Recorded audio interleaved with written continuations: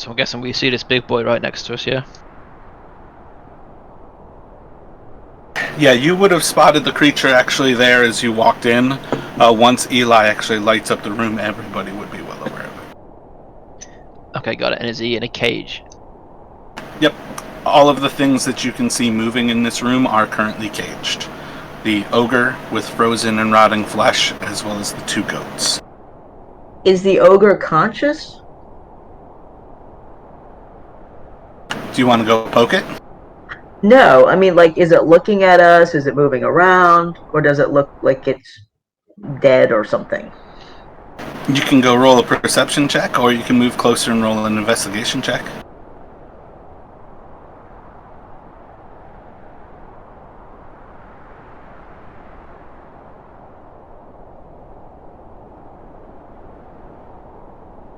Hang on, I think I closed my D&D Beyond.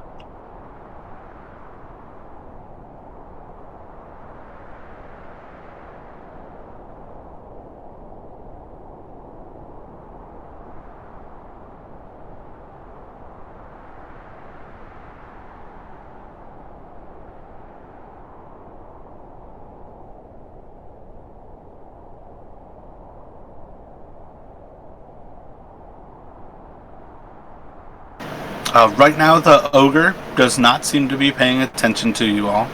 You do notice that its right eye is missing, and the way it's facing, its left eye is basically pointed towards like the northwest corner, like past that frozen well that's just to the northeast of you all. So for what you can guess, it's pretty much blind in the direction that you all are currently coming in from. Alright, so I will signal to everyone else to stay quiet in case maybe it won't pay attention to us as long as we don't make any noise. Roll a performance.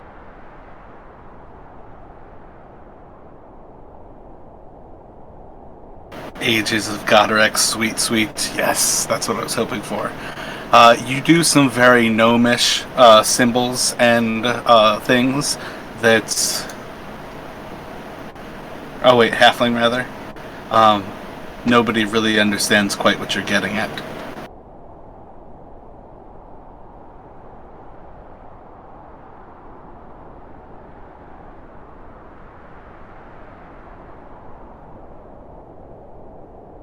Alright, so I'll wave around some and point to my ear and point to my other ear and put my finger in front of my mouth and then blow on it and then look up at everybody else.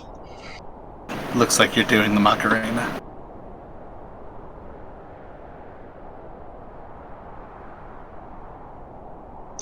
Well, I mean, regardless of knowing which way it can and can't see, I do think that northwest-ish direction does look like the right way to go anyway, because the to our right immediately with the well and stuff looks like it's sort of a less direct path in, but we also have something directly to our left as well, so to the southwest it looks like there's a little avenue there, so potentially the one to our left, i.e. southwest. What do you guys think? Because also we know that to the northeast there was somebody we could see through those bars, so we know that there's someone there. Alright, so now I'm going to start pointing towards the southwest and waving. Sorry, you know you can use words, right? Shh! It might be sleeping! So? It's just an ogre. It might be a hungry ogre if it's awake. Yeah, and if it hears us, it might start making a noise and alert the others nearby. See, that's a good reason not to wake it up. Okay.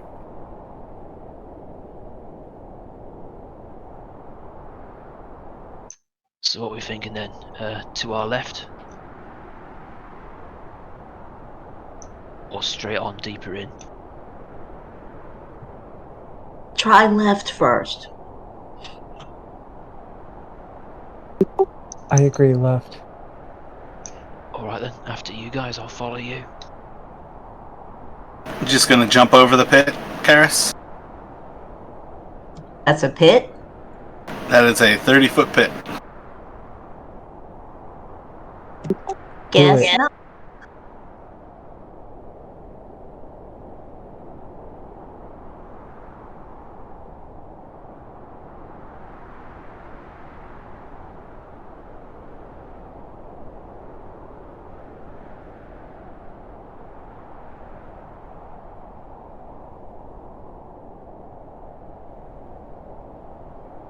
So let me have everybody make stealth checks.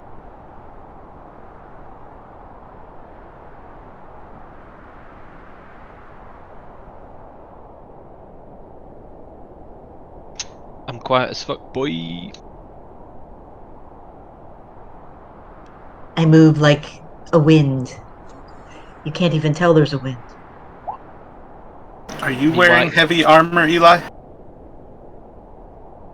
But of course, and I rolled a natural 1 for a total of 2. I did go ahead and add an additional d4 for a total of 3.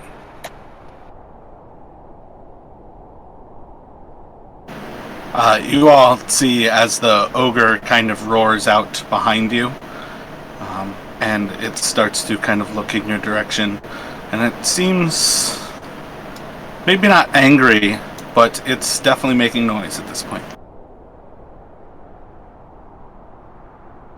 Then let's move quickly and get out of here before people show up.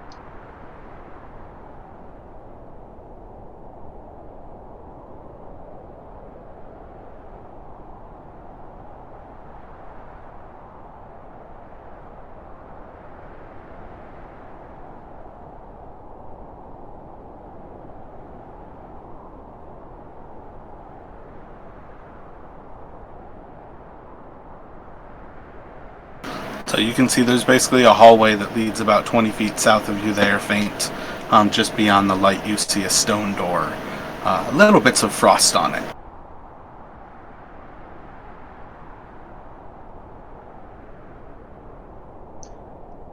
I'll keep moving forwards then, even though I was supposed to be the ones following you guys, but there we go.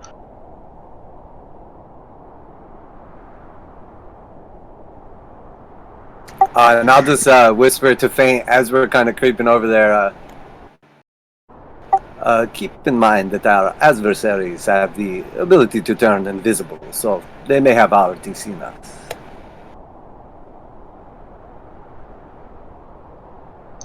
If that's the case, then they might be leading us into a trap, or letting us walk into one anyway.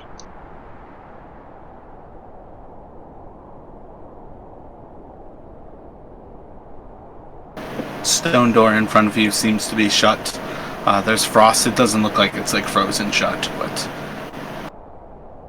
Alright, I try the handle.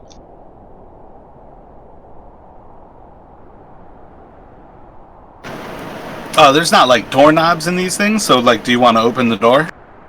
Yeah, go for that. Do a strength check.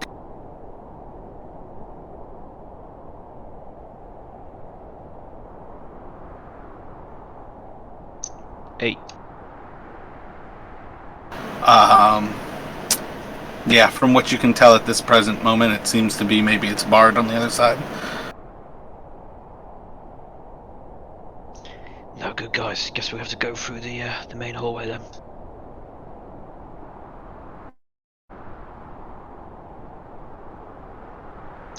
Back it up, Terry. Put it in reverse. Are you sure? It looks heavy. Perhaps the two of us together. Well, maybe you can try, but might make a lot of noise. There's an ogre like growling behind you all. Perhaps we can gently coerce it. I would rather be away from here. Well, you can try, but you probably can't tell, but this is my whispering voice. It sounds a lot like my normal voice, so it's easy to confuse the two. But yeah, this is me trying to be quiet, so I still think we should try and be reasonably quiet. And rattling the door might not be the best plan, but if you want to go for it, I'll help you.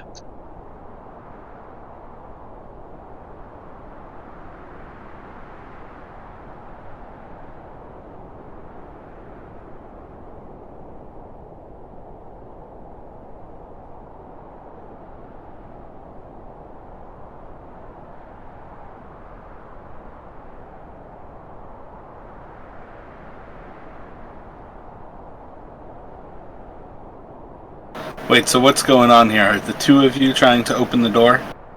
Oh yeah, I think Josh was assisting me to open the door. Is that right? Yeah, that's right. Alrighty, yeah, you can open the door. In general, I want you to have like a proficiency to be able to like give the help action on stuff like that. Oh, right, okay. Help action in combat and helping out of combat, I feel like, are two very different things. In general, like, I don't really want you to be able to help on stuff that you don't have proficiency with, because I want to focus on people who have those skills. But you open the door, you would start to pick up pretty quickly that the southern side of the room seems to be lined with stone door cells that have like barred small windows, roughly at about 3.5, 4 foot height, and Eli would be able to pick up that there is a hall as well as some of these on the west side of the room as well.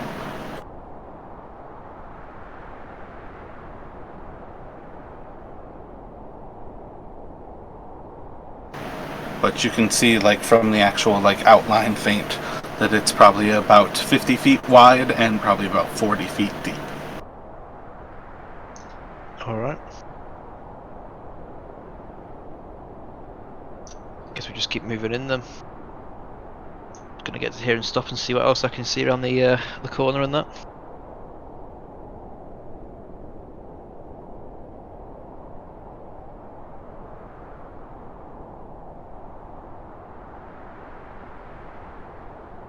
Can we see into the rooms?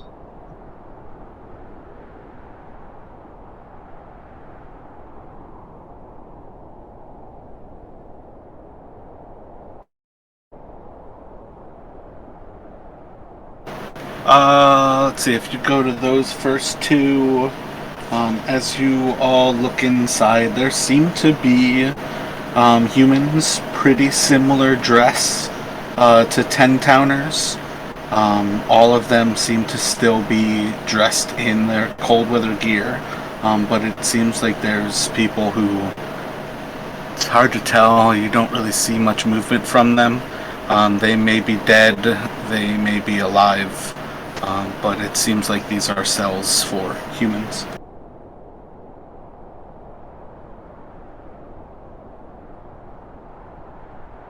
Look here, there are prisoners. They look like commoners from the town.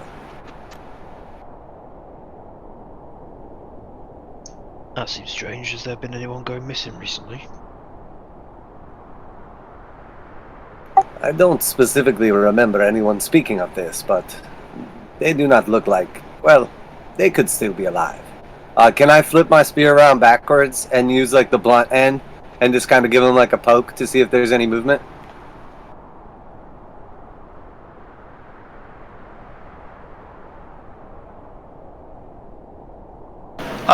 Do a dexterity check.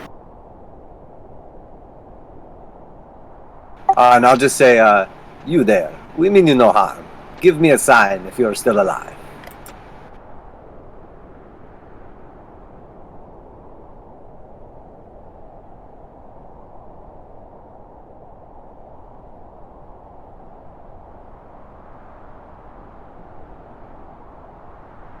As you poke at it, it kind of like reaches around with a quick arm swipe at your staff, and do a perception check for me.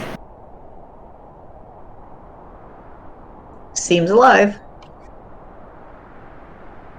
As you look at it, this thing probably was human, but there seems to be fungal growth that's like sprouting out of its mouth, some coming out of its right eye, its left ear. It seems like almost the entire right side of its head is currently sprouting like mushrooms that are actually fruiting, and you see much of its clothing has kind of like a faint blue like fungal growth of like a mycelium like running through It seems like this thing, at least a good portion of its body on like the right side, is infected with whatever is growing out of its face.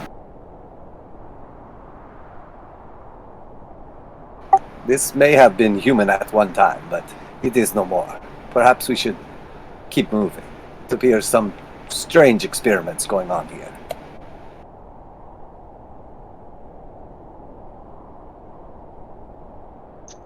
Might not just be a Should we single case kill of... them while they're in the cage?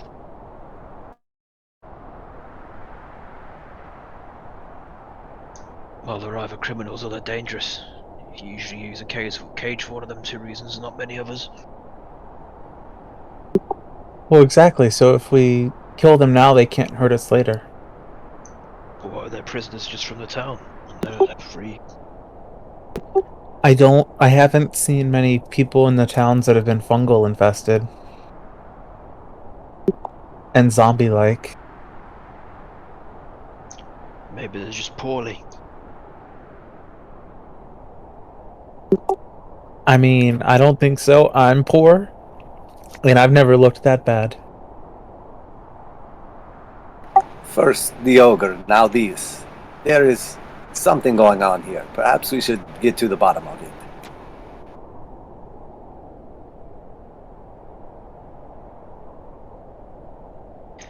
Then I guess we keep moving. I want to just kind of like creep over and poke my head around the corner and see what I see right here. Just to the staircase there? Yeah. You just see a stair that leads up, and inside of the light you can't really make much out in the next room, but it does seem to be a little bit smaller of a room. There is some level of stuff inside of it, but perhaps it's storage from what you can tell. Maybe a pantry. There seems to be some doors like to the south of you. And at that, I need everybody to roll initiative as the creature is opening the door right behind Karis. What creature? The one that had the fungus? The one that you guys never checked to see if the door was locked and walked away from? Yes.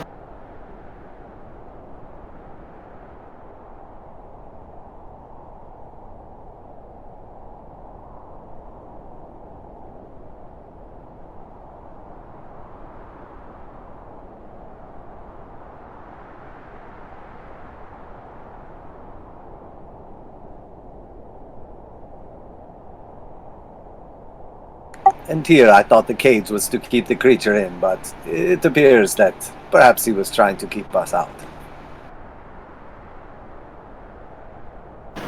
Fate, what do you want to do as the door starts to open behind you? Or rather, to the west of you.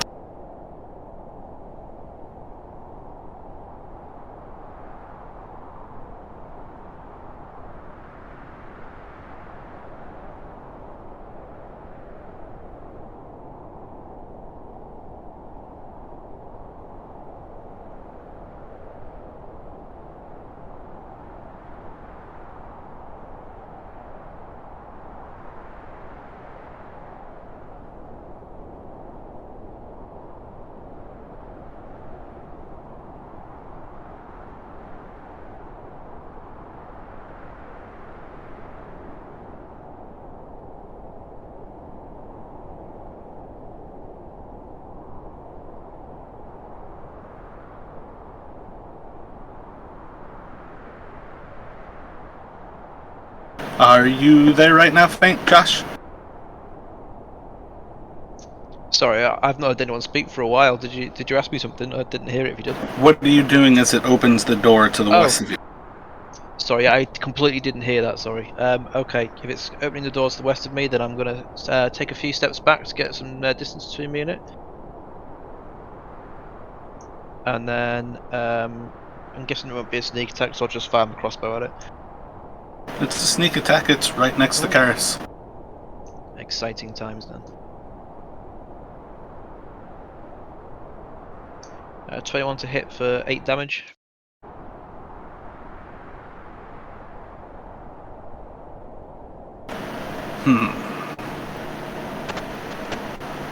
It looks fucked up. It's not bleeding. I don't know how to describe that any better. It's a piercing weapon, so you're not really going to look like you do a lot of damage, but say you put it through its eye or something that seems like it should be valuable. Alright, okay, well that ends my turn. Karis, what would you like to do? I'll hit it. Smash it with my mace in about waist level.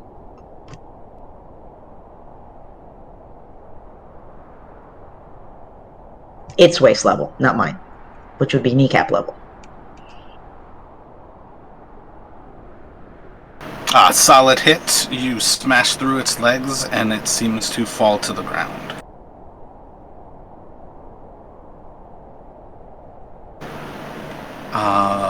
What else would you like to do, Karis? Do you have any movement you'd like to do? Can I attack it again, or no? Or just move? I don't know if there's any reason to make another attack, but you can surely attack it again if you'd like to. Well, I want to make sure it's down. I don't like undead things because they're already undead, and then you can't tell that they are dead. The mace is not a light weapon, so you probably don't have any way that you can make a second attack right now. Well, I got unarmed strike. Oh, yeah. I mean, you could definitely attack it. Alright, so I'm going to kick it. It is still dead. Okay. Just wanted to make sure. Eli, what would you like to do as you see this creature coming out from behind?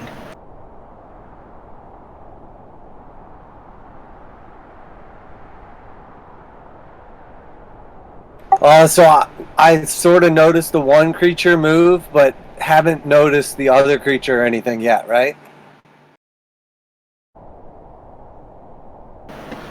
Correct. Like, right now, you don't know what else is going on, but you've seen that creature come out. What is your reaction as it comes out?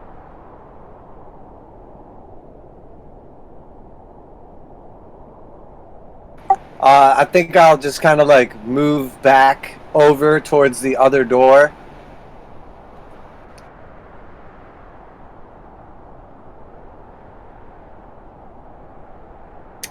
And then can I check that door to see if it is locked? Just like the northern one there? Yeah, and I'll just say, careful, if that one was unlocked, this one may be as well. You open the door and there's another creature that's standing up inside.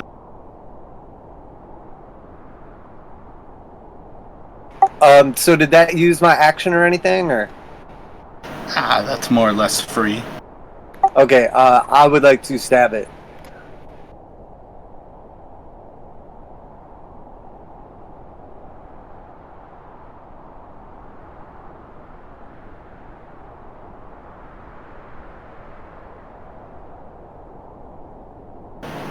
You glance off of its leather and just kind of catch a little bit of a ripple that pierces through. And I'll just It's actually going to kill that one. Oh, that killed it?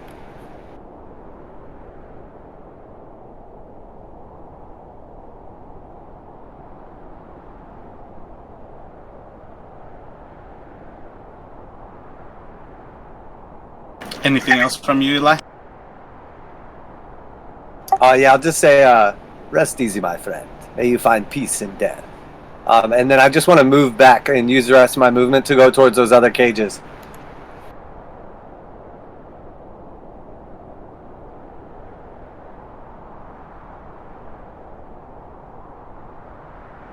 So what I think you probably have...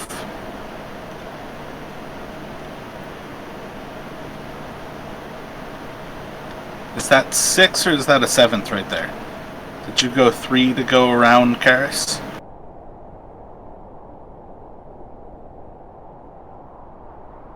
I feel like you could be like there or there. Yeah, that's perfect right there. And what would you like to do, Alfie? So we can't see any more of them. Not at present, nope.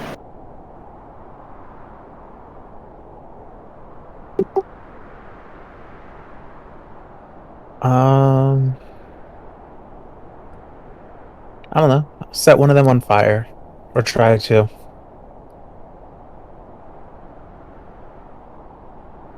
Which one do you want to burn? The topmost one. Gotcha. It catches on fire. Like a solid punk would. And that's that.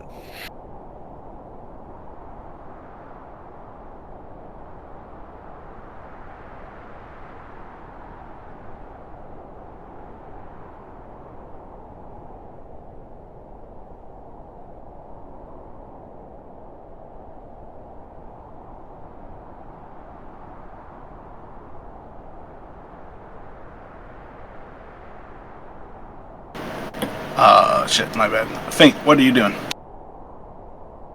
You see movement, you see a door open kind of directly to the south of you, and a door open from inside of the shadows to the southeast of you. Do I see the actual thing in the cell that's opening, or do I just see the door open? You can see the thing? Okay, alright, well that's the case, then I'll shoot at that as well.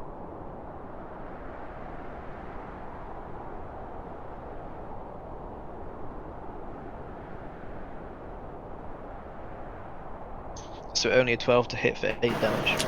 It's going to plink off of the door and just kind of ricochet off into the ground.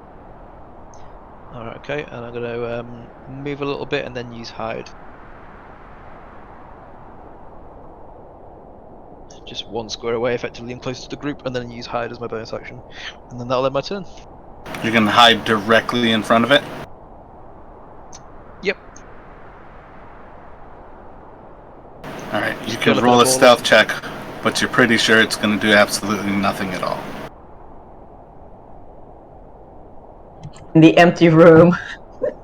Yeah. Just like curl up in a ball or flat against the wall or something. Karis, what would you like to do? For 2 doors open, you see at least one of the creatures kind of, or you see at least one of the doors that popped open. Alright, so the door's fully open.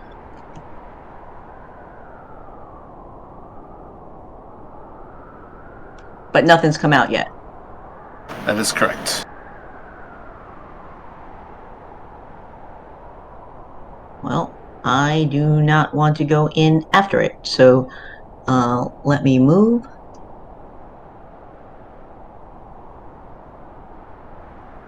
So I have a straight shot from here, right? And I can throw a dart at it? Yes.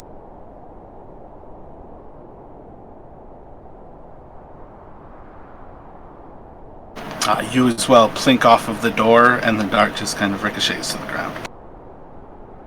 Okay, I will now duck over here. So that it can definitely directly see the person who is trying to hide.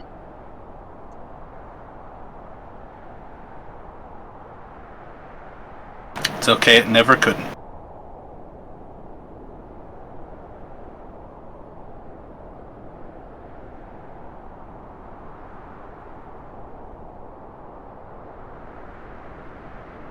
Eli, what would you like to do? You see a creature coming out of the shadows to the east of you.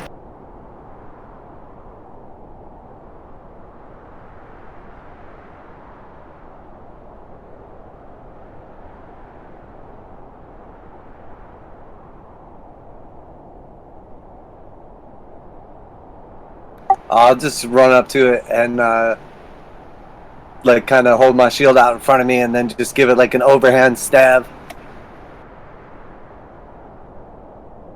Tell me where the mushrooms are growing out of this creature. I would imagine they're like coming out of like its ears and its head, like kind of looks like it has a mushroom haircut.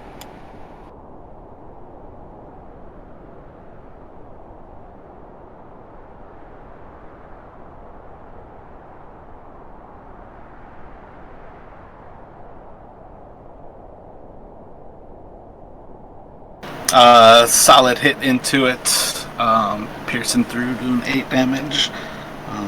is still seeming pretty healthy for having a spear embedded in it right now. And I'll just like spin the spear around backwards real quick and just give it like a solid like hit to the chest and try to knock it down.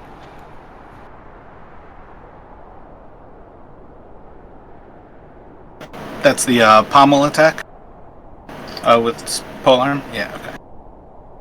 Keep your spores to yourself. I do not consent. Another solid hit. It is looking well injured. Where'd you say you swung that pommel attack at? Oh, like straight to the chest, trying to like push it back as I noticed like the spear wasn't enough to dispatch it.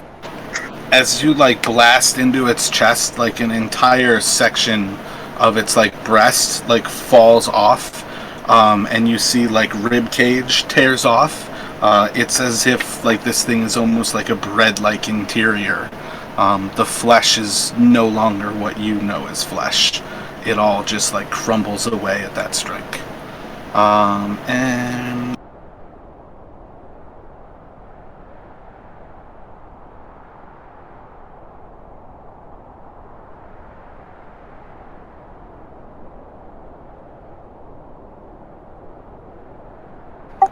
Can I use my reaction to strike the one that just Most moved certainly. into?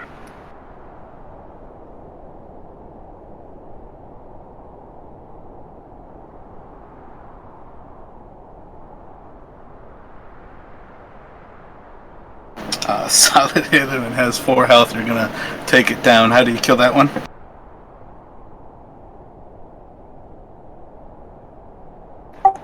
This is the one that just moved into combat, right? Yeah. Okay, yeah, I'll just give it a stab straight through the face, like as it approaches me. Yeah, you like go right through the spinal cord, and it seems like that's the only thing that's really holding the actual weight of the skull on top of this thing, and the rest of the flesh kind of just crumbles away, and there's just like a cloud in the air. Elfine, what are you doing?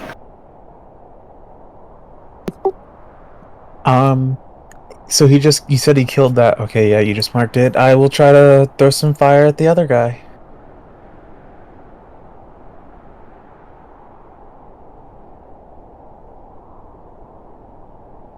Try not to breathe that in.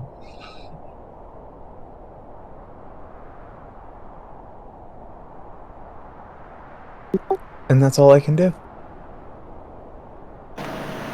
Solid hit. It's still looking well injured. It seems to almost be like kindling a fire inside of it.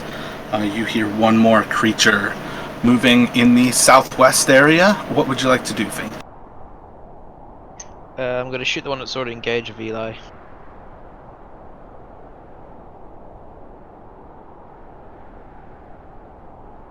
It's a miss, and that ends my turn. To Karis?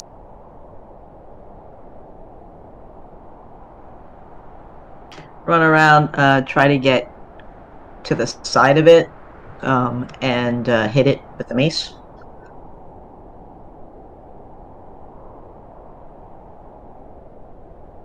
Bonus attack. That's going to be enough that you take it out with the mace hit. Okay. As you try to make sure that it's super dead, you completely miss. Eli, what are you doing? Oh wait, no, my bad. That was a psych out.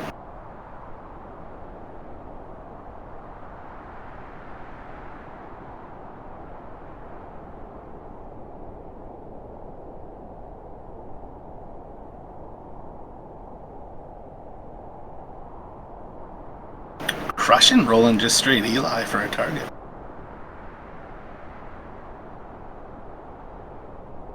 It's going to move out to Eli, and as it kind of reaches out at you, it seems like its arm almost like extends, and you hear like the snapping of bones as it seems like it's like attacking you with the actual bone from its arm.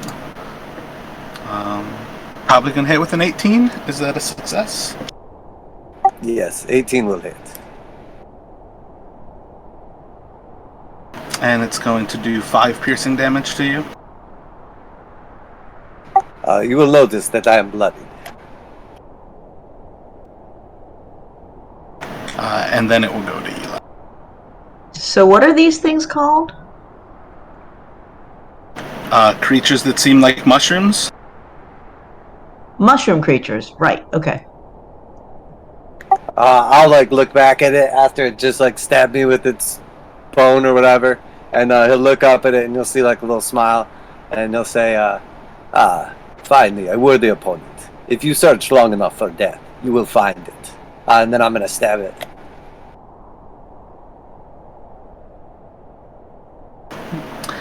Describe to me where you see mushrooms on this creature and how you kill it. I would imagine it has some sort of like weird like festering wounds all over its like exposed flesh, and it looks like these mushrooms have sort of like emerged from the inside of it. So I'll just kind of like try to sink the spear into like the mushroom holes all around like its chest and neck, just to finish it off.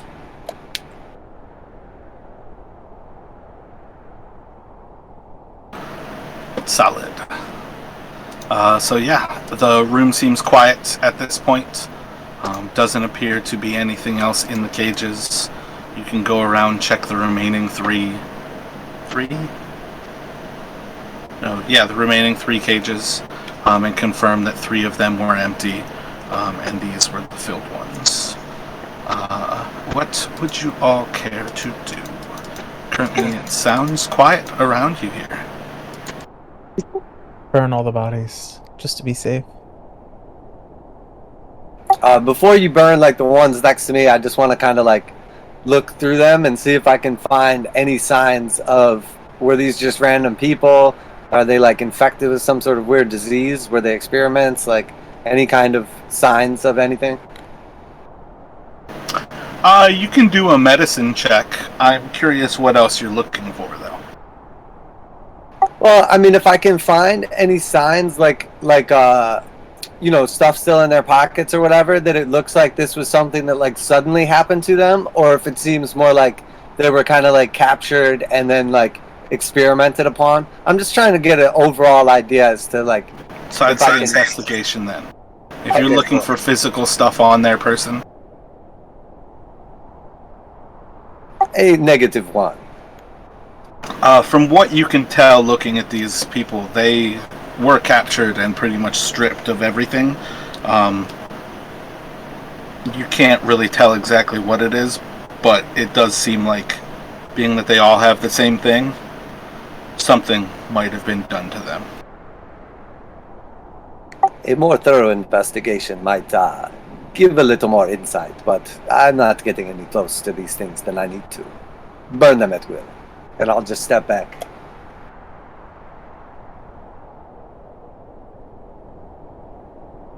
Just kind of burning them on the spot where they all fell. Yeah, we don't need a big pile. No, I don't want to touch them either. Exactly, I don't know what those spores are going to do to people that are still alive. You notice, like, as you actually start burning the bodies in the room, that it's almost like a chimney effect, like going out, almost like a flue going out the window in the northeast corner of the room. But taking a few minutes here, you are able to get all of these bodies well lit. At first, most of them don't like want to burn, but they do like take an ember and kind of hold it. But you're able to kind of force them to burn over time.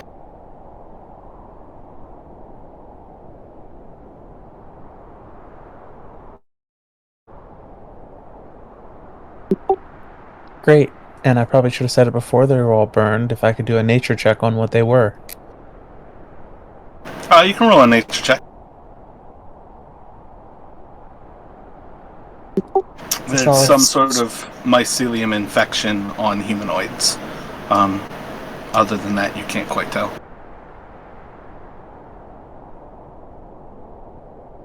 And I'll just sort of like get close to everybody and kind of trying to keep my voice down, obviously, but say, at first I thought that these were prisoners, but perhaps they were guards, or the line between is blurred.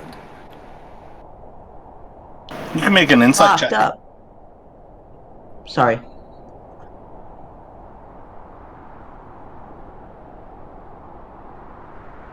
Crushing those rolls.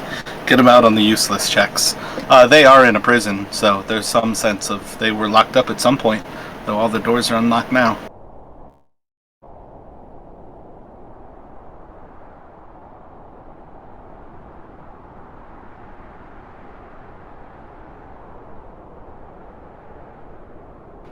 Careful. I have a feeling that we may not be alone.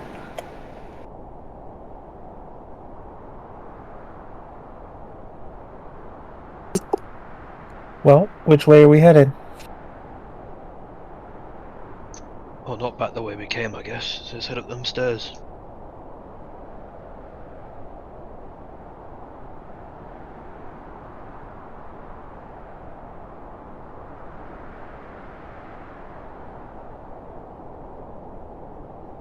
What order are y'all going up the stairs in? I'll go at the back.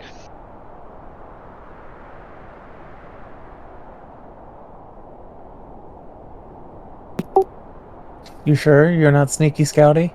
Also, Eli, would you like some health back? I would not be opposed to this, but I'm not sure how much we'll need these resources in the future, so it's up to you whether or not to conserve them. That's fine. I will create some good berries. Now eat until you're no longer hurt.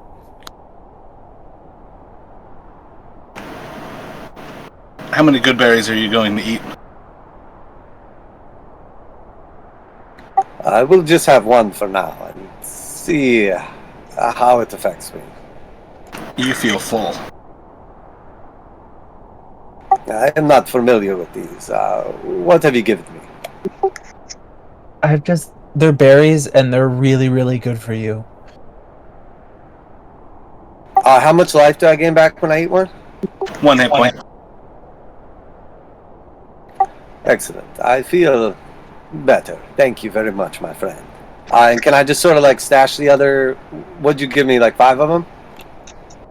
Yeah, if you were down 5, I was going to give you 5 to heal. I will save these for later, just in case. Or you could just eat them now. I have more.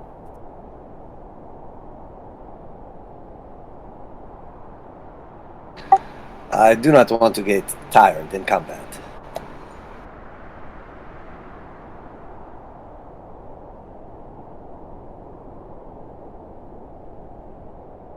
You are currently feeling Thanksgiving dinner stuffed right now. When I say you are full, you are full.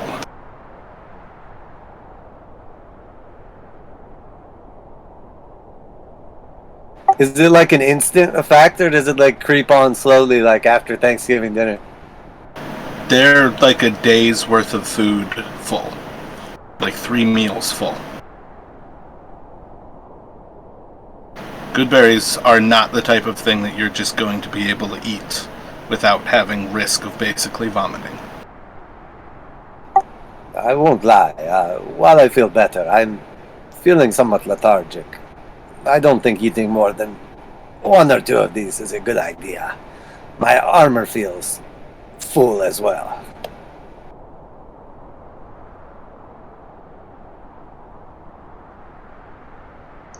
Maybe you should have got the size up.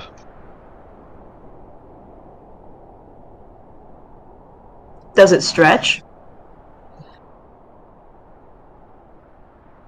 It has adjustments that can be made, but it's not easy to do in the middle of combat.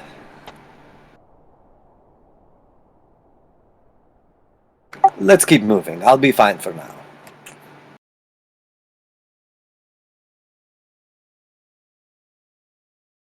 I'll re-up my light too. I'm not sure when I cast it last. Yeah, it's an hour. As far as things go, unless you are purposefully trying to kill your light, I am just going to pretty much always assume that you have it going. Alright, cool. I'll just pull out like a little, what's it called? Those little glow bugs, a little firefly, like from my pouch, and then I'll say, be the light that leads the way. And I'll squish it and then just like rub it on the edge of my spear. So you see that there are 4 doors in this room. There are plenty of barrels, sacks, and crates stored in the room particular. The 2 southern doors are open. Let me get a perception check from everybody.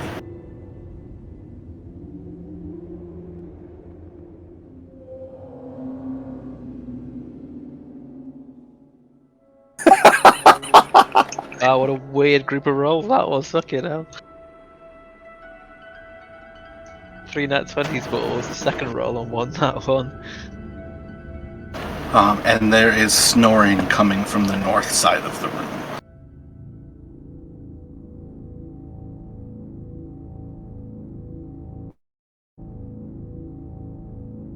I guess you're coming.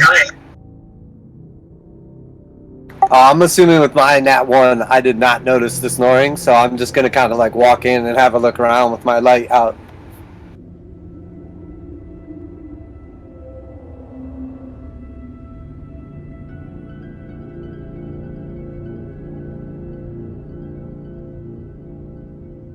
Just walking around in the room, you see that the 2 southern rooms just have stone beds with rucksacks on them, otherwise seeming to be empty. Along that west wall, there's a lot of different goods. In particular, most of it is in sacks and kind of soft containers. But again, there are a couple of barrels as well as a couple of crates.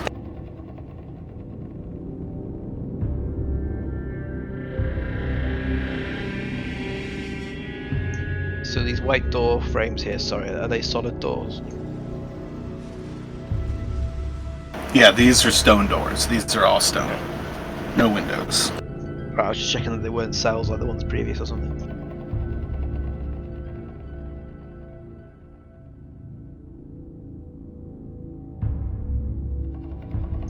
Well, looks like it might be a case of lucky dip or something at this point. Yes, perhaps indeed. We should search this and see. I suspect this is not where you would keep your stolen goods, but perhaps we will find what we have come looking for. Can I sort of go over and kind of look at a couple of the bags or whatever? Yeah, you can go ahead and go do an investigation.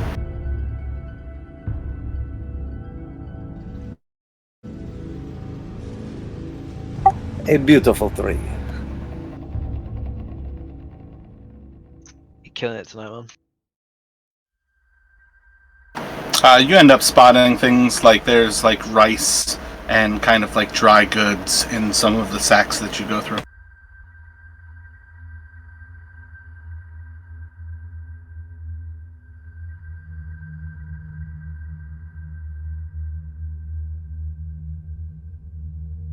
I think we have found the pantry.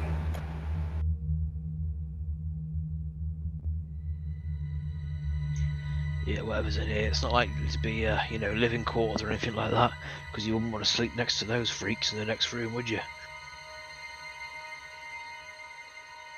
Indeed, but does anyone else find it suspicious that they were in cages but they were unlocked? Would they not just release themselves? Does seem suspicious. It's kind of like dormitory rooms. We should be on our guard.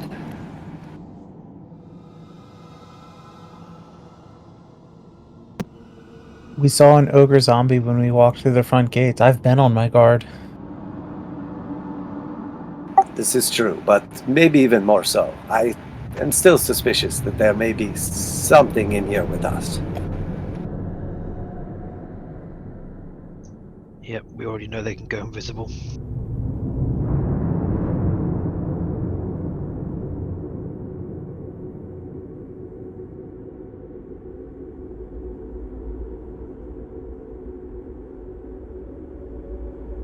Shall we give one of these doors a try?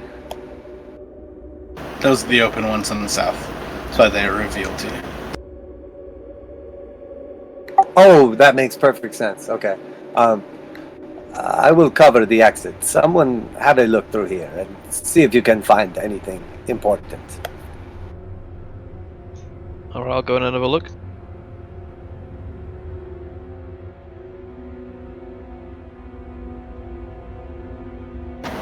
Still just a stone bed with a rucksack. I'll look at the other one. Is there anything Still in the just a rucksack? stone bed with a rucksack. Sleeping bag, my bad. I said that wrong.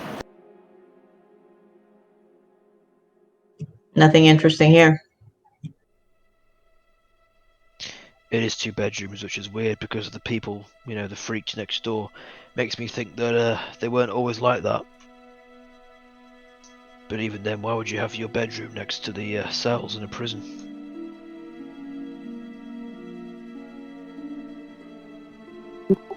If you want to seem approachable as a warden, Yeah, my door's open any time kind of policy, yeah?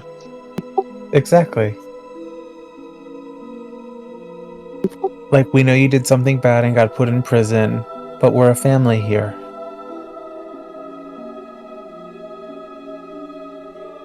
So I guess it's just those 2 doors to the north to check them.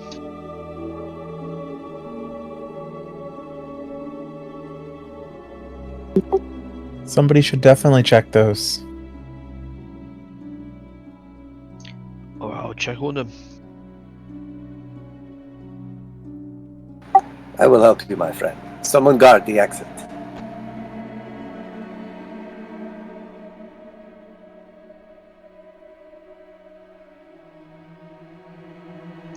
Alright, I try and push open the door.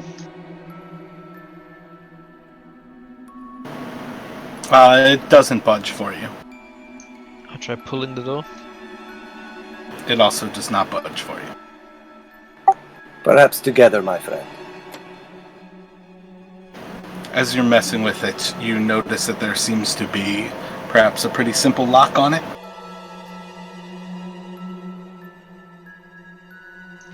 You want to try picking it?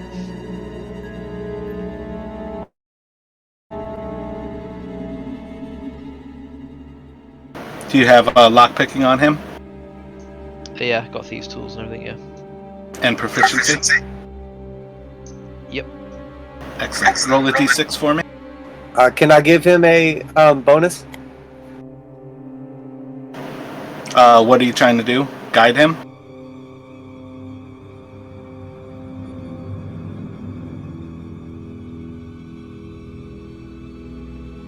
Yeah, if I could just put my hand on his shoulder and give him guidance. Yeah, I mean, I do a different lock picking thing where he's got it. So he just goes forward. There's a single tumbler. He's basically rolling a d6, looking for a not 1. If you have proficiency in lockpicking, you get an extra reroll. If you have, from there, he can then use sneak attack dice to get rerolls. So it's just a different mechanic on locks. I don't know how to add in something like guidance into that.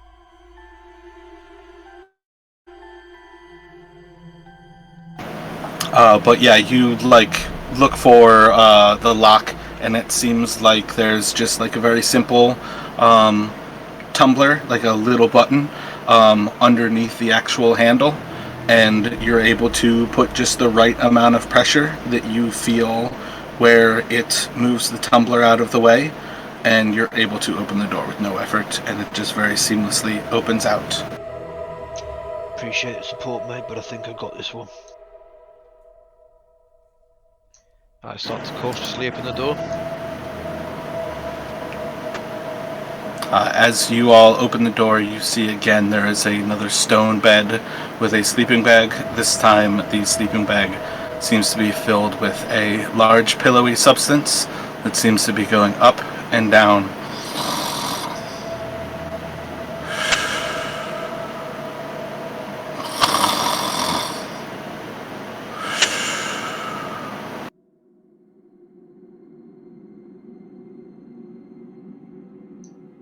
I turn to Eli and I make a gesture of bonking myself on the head and then having my tongue hang out my mouth, and then I point towards the sleeping body.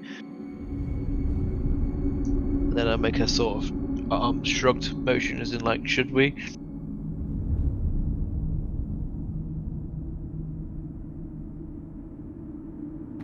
Understood. I will do a non-lethal strike to the creature.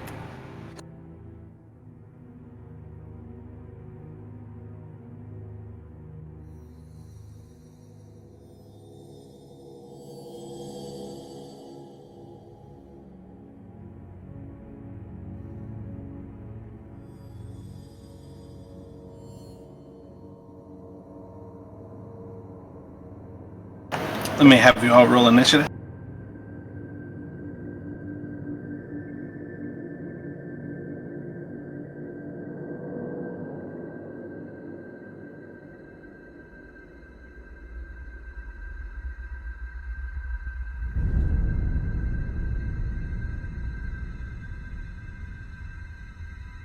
What's your dex feint?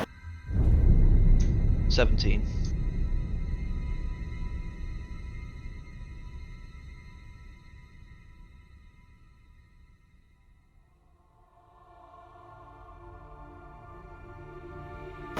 Alright, so everybody, you see Eli moving up to attack this creature.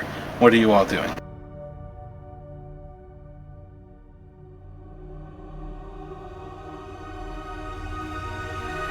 I'm going to move in close and get ready to grapple if I need to. If the there we go.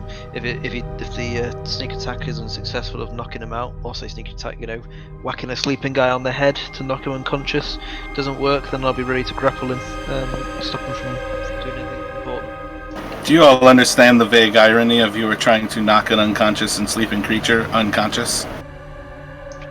No, it makes sense to me because I don't want to attack him and wake him up and whatever. My mindset is knock him unconscious, during which time tie him up and all that. You can't tie a sleeping person up, so just wake up, make a noise. Believe me on that one. And so then once you've got him all tied up, restrained, and you can put a gag in his mouth, and then when he wakes up, you can question him without him being able to do anything. So if it tries to move, you are going to grapple. That's what I'm getting? Yep. Elephine, Karis, thoughts? What are you doing as they move forward? Gonna ready my action to throw some fire in case somebody comes out of this other door. Excellent. And Karis? See if they need any support, but I think they have it well in hand. That is neither a trigger nor an action. Do you actually want to ready an action? Sure, I will ready an action. I will be ready to attack with my mace if something happens that's interesting. What is your trigger? Something that happens that is interesting. The thing sits up. Alright, are you going to move closer to it so you can reach it with your mace? Good point. Excellent. Eli, make your attack. You have advantage, and you pretty much auto-crit.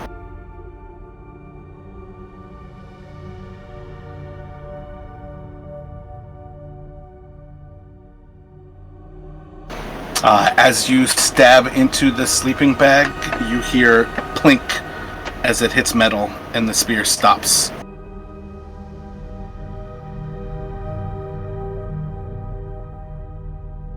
What sort of trickery is this? And I'll just do a backhand strike at it.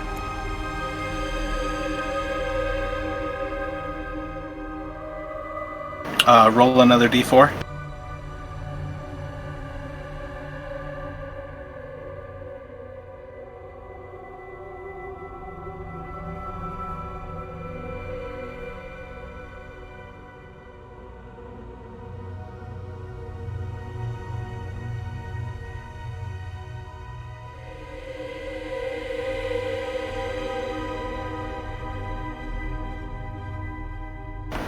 So it is moving. Karis, feint.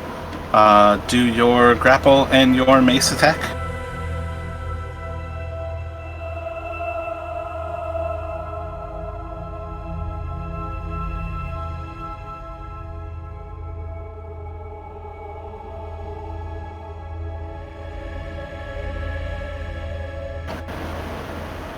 You cannot use your unarmed strike. It's just a single thing.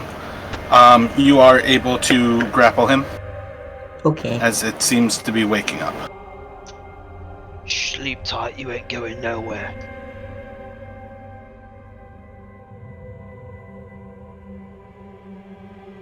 Scorn!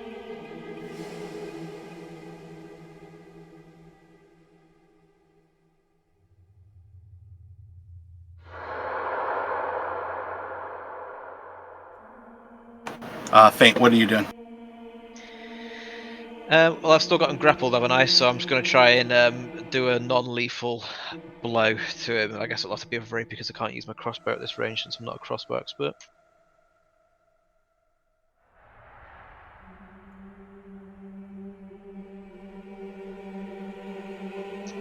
20 to hit for 8 damage, is it? Non-lethal.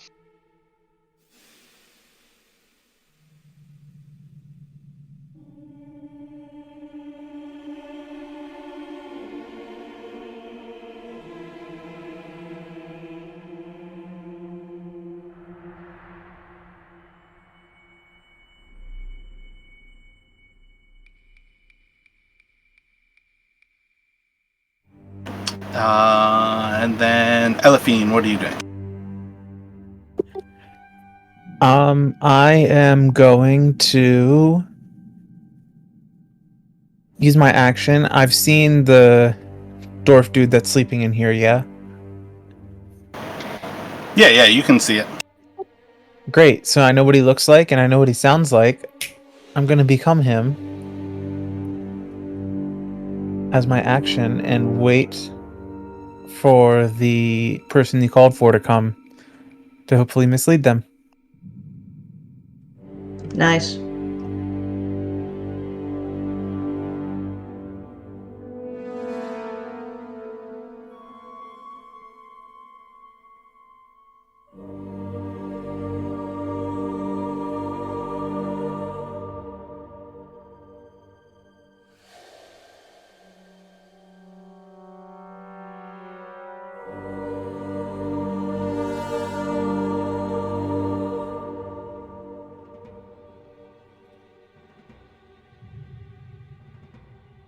You are going to see as the creature gets large.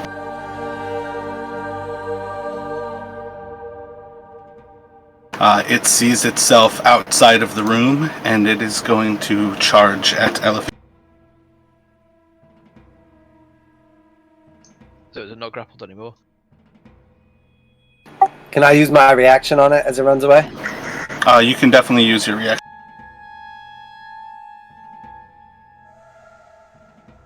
And go for mine as well.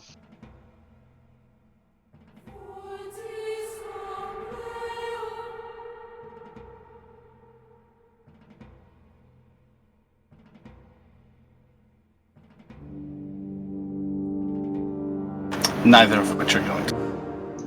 So is it not grappled anymore because it grew in size or because I used an attack? It broke free of it. Sounds.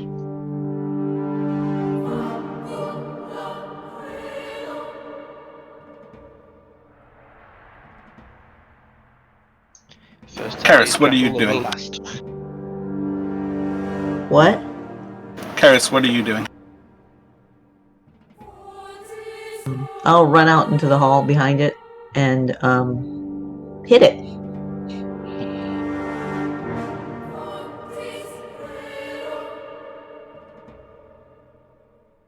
Not well. Clink off of its armor. You can make an unarmed strike on that.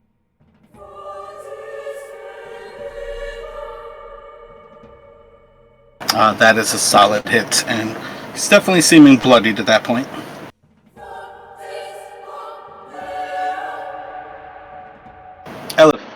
Eli, what are you doing? So did it just run forward, or did it actually like take a turn, or was that its all turn? That's effectively its turn. Okay, I got you. I'm gonna run up and try to like stab it in the back again.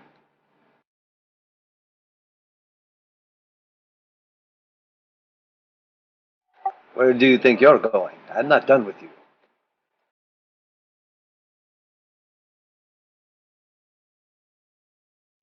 It just kind of misses. It seems so large, you kind of like strike away from its legs.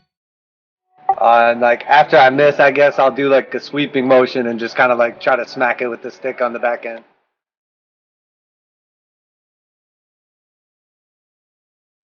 Solid hit for another 4.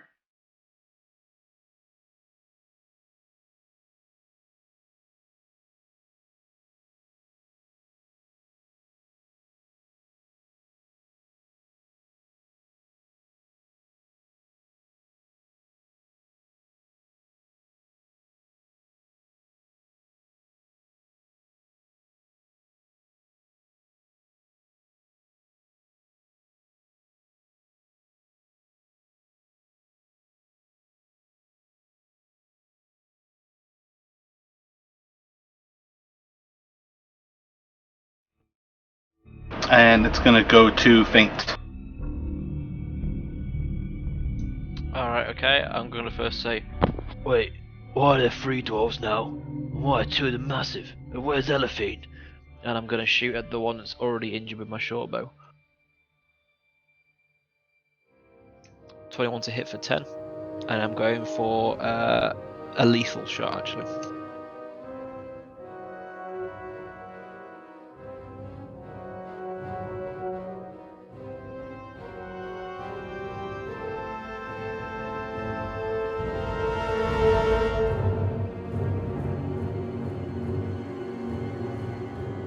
As it falls to the ground, it shrinks back to normal size. Spare the other one! And that ends my turn. Elephine.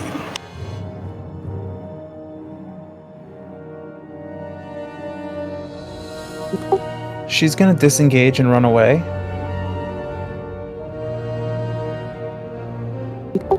And that's as far as she can make it.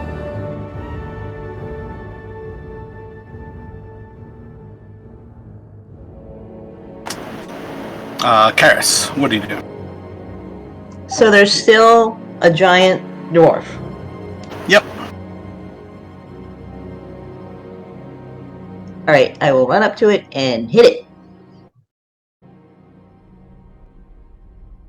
Right in the knee. Solid hit to its knee. Unarmed strike, and I will chop at it with my hand.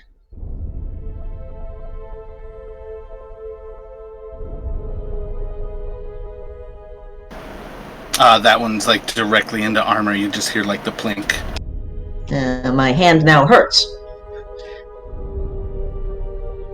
Eli, what would you like to do? I didn't actually notice. Did this one come out of the other door? Like, was it calling for a friend? Is that what's happening? Yeah, it came from the other door. Okay, cool. That door's open behind you. Again, why I've revealed the room as your light kind of scatters inside of there. Okay, I would sort of crouch down, not like game terms, but just sort of steady walk forward with my shield out, and then when I get close, I'm just gonna stab it with the spear.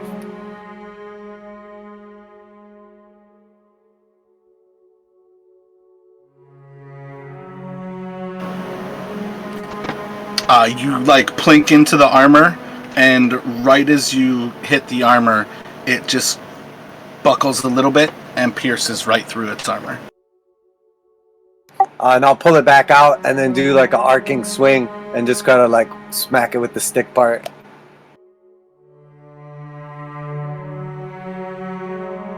And that one just ricochets right off its armor.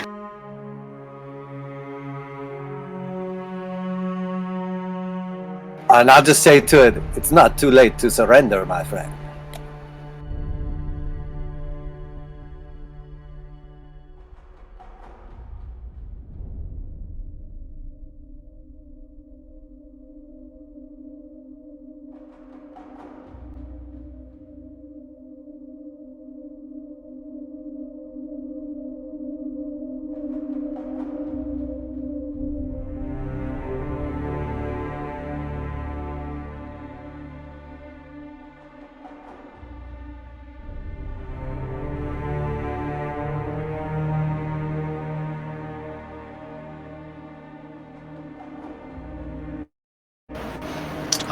It is going to reach to its back as it is staring towards the dwarf running down the hall. It pulls a javelin, and it is going to try to... I think it's just going to huck it at disadvantage. And it's just going to whiff, going high over Scorn. Faint, what would you like to do? I'm gonna go for a non-lethal short bow attack on the big boy who's just attacked the other dwarf. So only a 14 to hit for 9. Plinks off of its armor and just skids to the side. And ends my turn. Elephine, what are you doing? She is gonna dip around this corner over here, so she can't be seen anymore. She's going to change back to herself, or rather the self that everybody has seen so far, and then start going back. Karis, what are you doing? I'll continue hitting this thing in front of me until somebody tells me not to. It makes sense, I guess.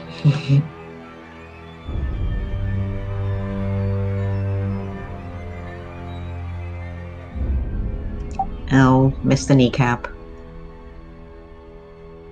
Swing wide, swing wide.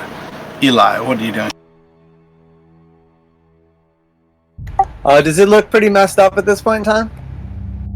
It's bleeding pretty profusely from the wound that you put through its chest. Okay, I got you. Yeah, I'm gonna attack it again.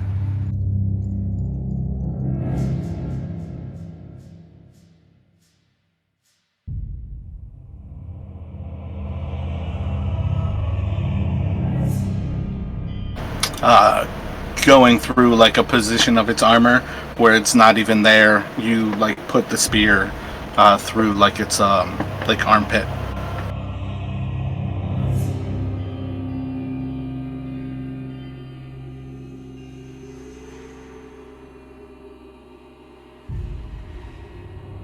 And that's just going to miss it. As again you like swipe and kind of like miss its lower extremities as it's too large. And as I like stab it, I will say, "You too are holy now." And that's it for my turn.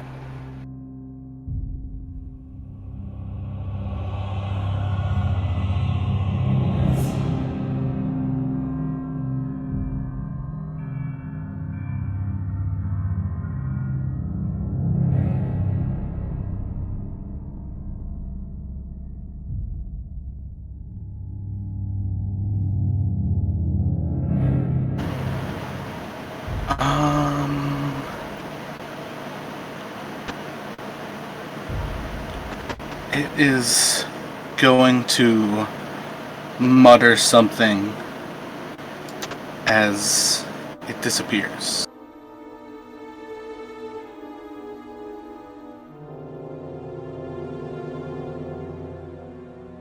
Like it just winked out of existence?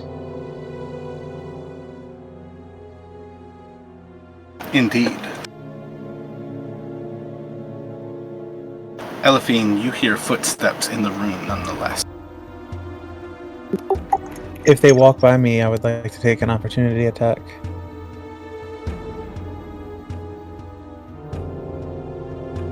Yeah, I was about to say the same thing. I'm assuming that it just went invisible, so if I can, I would like to do one also. Eli, make an attack at disadvantage. Okay, I'm gonna, if I can, use my inspiration to try to finish this thing off. Like, should I just count this or not? Or just do disadvantage? You can go for a straight roll. Okay, so this is just a straight roll and I'm using it up?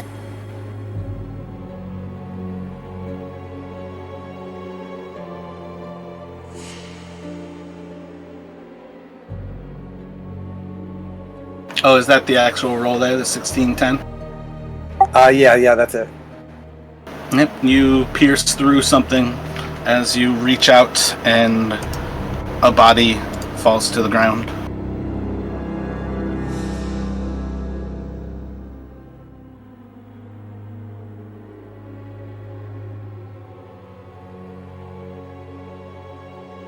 Does it immediately, like, turn back to visible, or does it stay invisible? I don't really know, nor would Eli. No, like the moment you like swing out and slash into something, it becomes visible as it dies. Okay. It's like immediately loses concentration or whatever and becomes visible.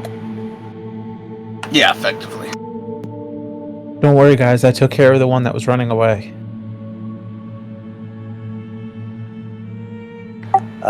Your deception is not very convincing. We saw you change.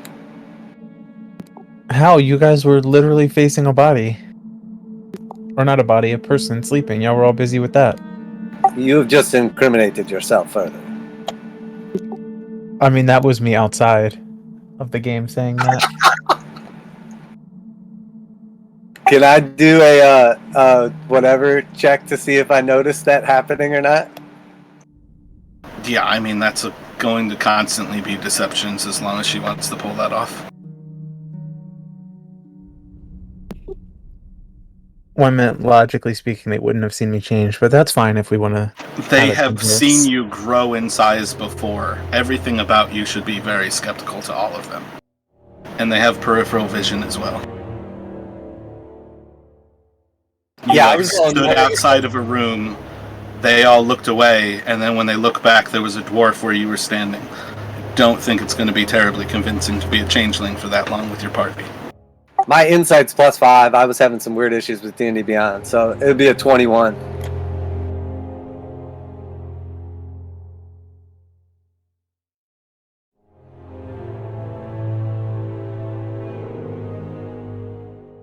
Yeah, again, I think on multiple levels you guys understand that this person can change what their body is. They grew inside, outside earlier, grew in size. They turned into a dwarf there.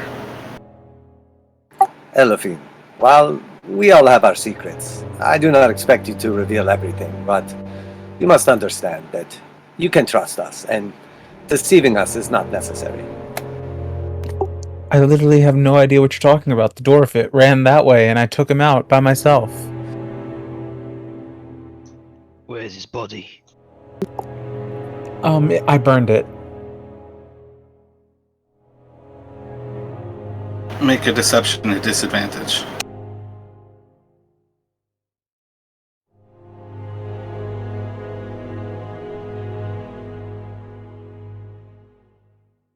You've been gone for 6 seconds and you burnt a body. Well, remember we were burning the mushroom people before? The body fell right on top of it and instantly caught fire. Well, the 21 deception makes sense, so alright, fair enough, but just something doesn't seem right. It was disadvantage, that's literally a 7. Oh, okay, so my bad. I don't see how they could have done that fast. If you killed him, and that would have taken up 6 seconds, right? Doesn't make any sense to me. I mean, I've seen you grow before, back when we were up against the tower, so logically stating, I think there's something going on here. Are you casting spells?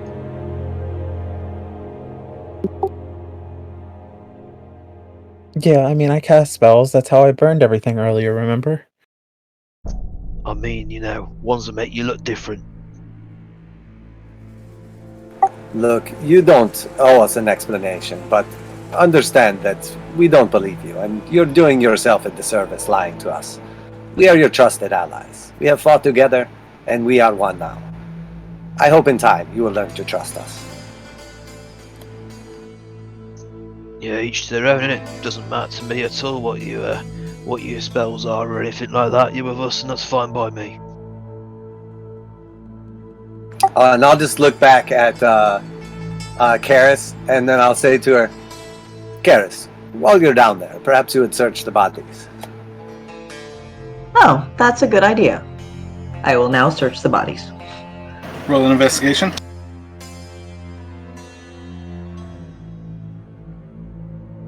And I will find absolutely nothing.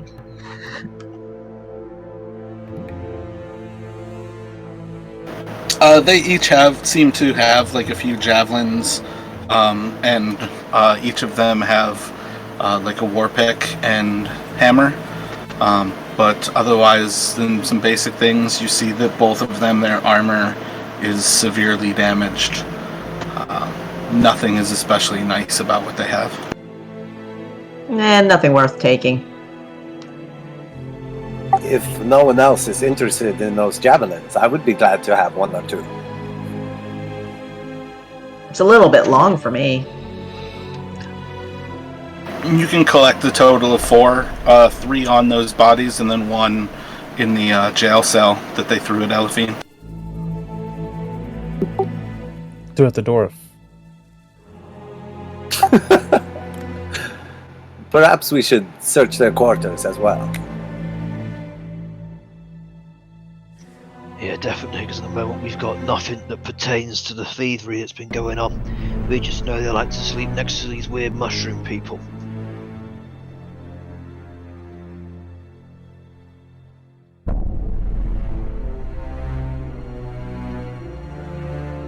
So I'd like to search the room that I'm in, which is where the first sleeping guy we found was. Roll investigation. Eli, are you going to check the other one?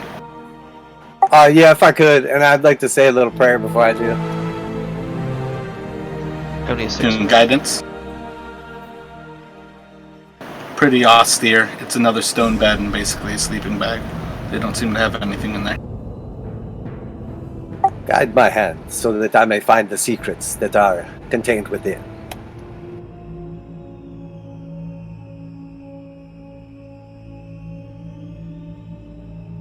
Your Same rolls thing, are just another hilarious. stone bed. What do you mean? I'm pretty sure it's that berry that I ate earlier. I feel lethargic.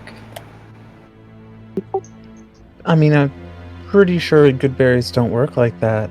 They shouldn't make you tired, they should make you feel better. Or they're like hallucinogens or drugs or something. I mean, only if you dry them out and smoke them. Well, I'm willing to try if you are. Who's to say I don't do it all the time? In fact, if anything, I'd say I'm implying that you do it all the time. But there's nothing in that room either. Looks like it really is just bare bones bedrooms. Which I suppose makes sense if they're willing to sleep next to them freaks next door. Yes, perhaps we should keep moving, but be on the lookout. We know now that they are able to grow in size as well as have the ability to become invisible. Yep, going invisible, growing in size, stealing things, and cultivating a small farm of some form or a herd of mushroom people and mushroom ogres. There's a lot of pieces here and I'm not putting them together yet. There's something strange about the idea of a giant dwarf. There's a lot of ideas here that are very strange, little one. Is everyone okay? Was anyone hurt badly? You? I'm not badly hurt. I was damaged some, but I'll be fine. Eli and Elephine, why do the two of you know Undercommon? I know it because it fit into like my background, which outside of game, part of that little like quip that you sent me about the book and everything. Obviously I'm a religious man, so I would have studied like quite a bit of religious texts, like holy and then also unholy. So through my studies, I've learned like celestial, infernal, and undercommon. And then the book that I wrote was essentially exposing like devil worshippers within the church. So that kind of like all ties together with like my being fluent in all those languages. I feel like what you think Undercommon is and what Undercommon is are two different things. Oh, why does that not fit into like infernal slash like? Not in particular, no. Oh, well, I just kind of figured like all the text kind of ties together, so I would have like learned it. I got you. Elephine, why do you know Undercommon? She is a equal opportunity entertainer and or charlatan, and she has not shied away from journeying down to the Underdark to try to earn some money.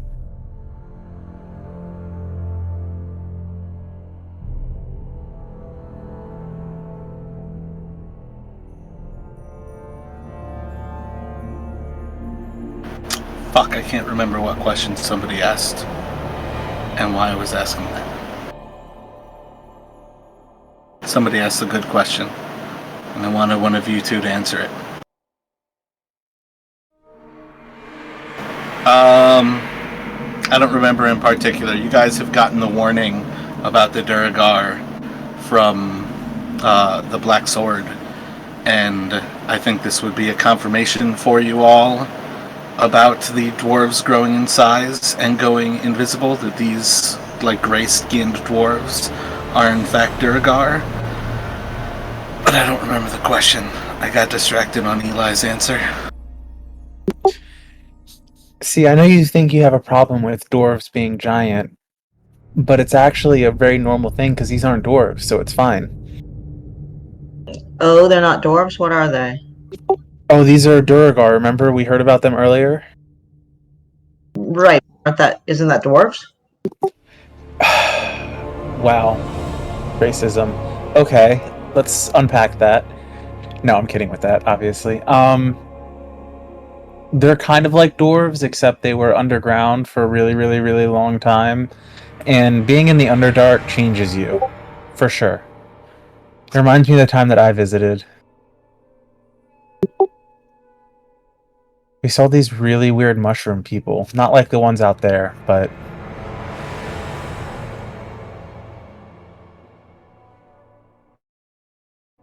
So they are dwarves then, just, you know, underground dwarves, which I thought was just dwarves anyway.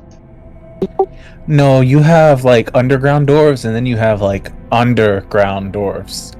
Like, regular underground dwarves, they still see sunlight periodically. Duergar, though? So why are they up here? They're above ground. Yeah, it is really confusing. It's almost as if there is a rhyme of the Frost Maiden that it's never been light up here for the last 2.5 years. Perhaps they're up here because sunlight doesn't exist here. Yes, clearly the curse of darkness has brought some unsavory characters to the area. And I'm not talking about you.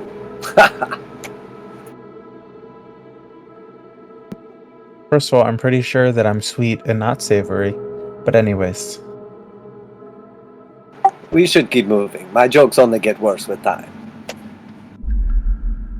And I've got a bad feeling about making puns. I do miss having Halistar listening to everything you all say. It's just shit that 90% of my humour's pun-based, and then you've got a, you know, an omnipotent being like that who's just listening in at all times. But yeah, we need to keep moving. We've not had enough information so far. Just that we know we've got duergar, mushroom zombies, and a suspicion that they're thieving.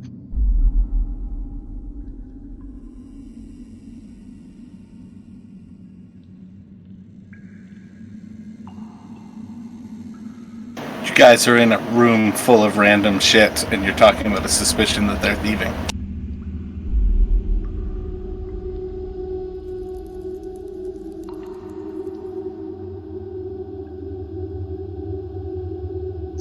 Well, there's nothing here, there's no loot, so...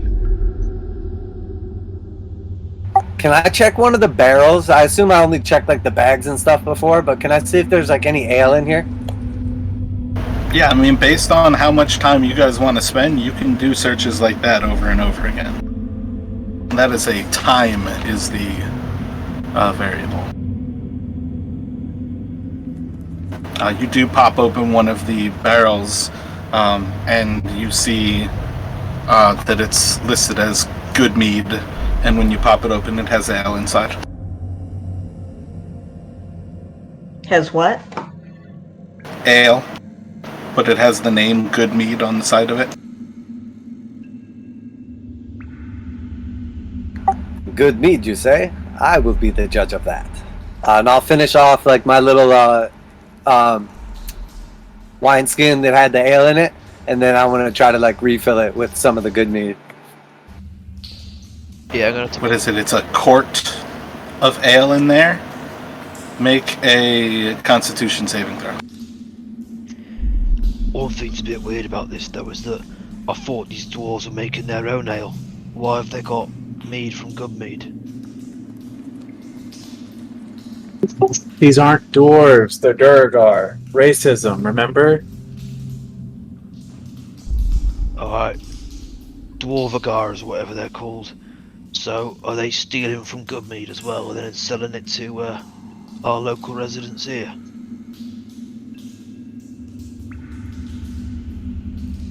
If there's one thing I know about thieves, it's once you take things on purpose, you start to take them on accident as well. Perhaps they just stumbled upon these. I'm I'm going to fill up my empty water skin with the mead as well, please.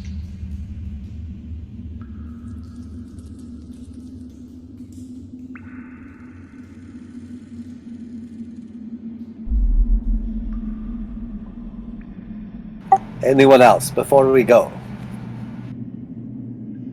No, only water.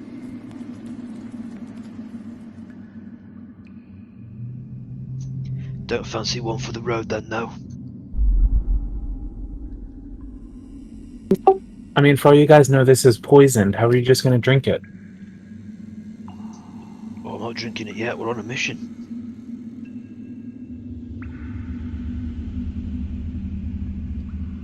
Yes, me either.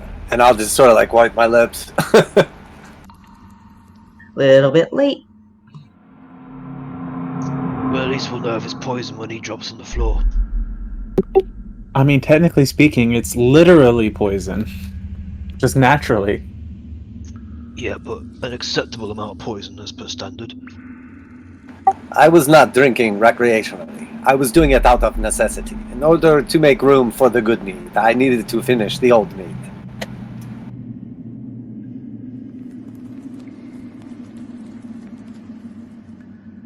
Let us continue. Yep, I agree with that. Doesn't look like there's much else here, does there? How long am I going to feel full off this berry?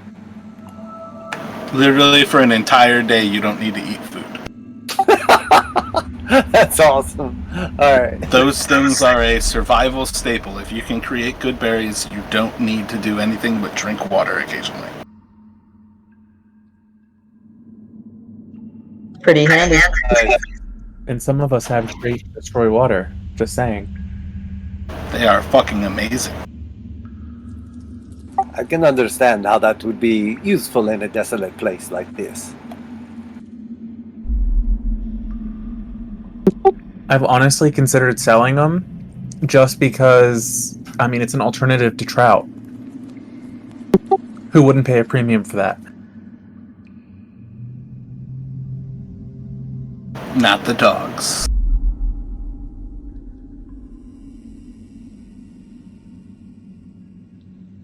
So you all can go back into the main room. It's not long before the ogre starts to make noise again, but you have the path to your left and the northwest, or the path to your right and the northeast.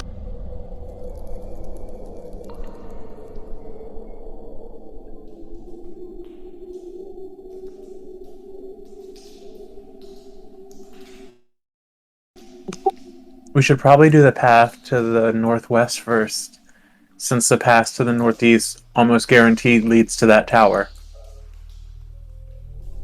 Yeah, plus we saw someone through the bars when we were outside, so be more tussling up there.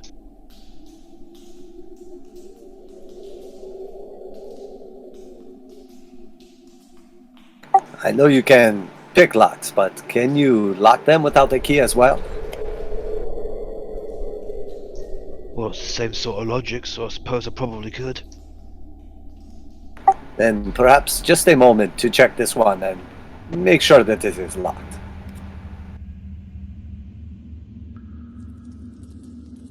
What are you trying to check that it's locked? I'm just thinking if we should check and make sure that the actual ogre cage is locked shut. I'm assuming it is, but after everything else just kind of like came out of its cages. Yeah, I'm not getting close to that lock, mate. It'll grab me through the bars or something.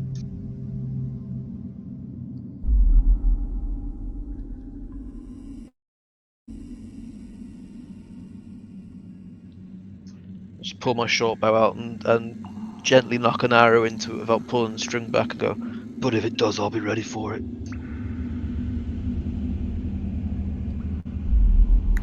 No worries, then we should keep moving.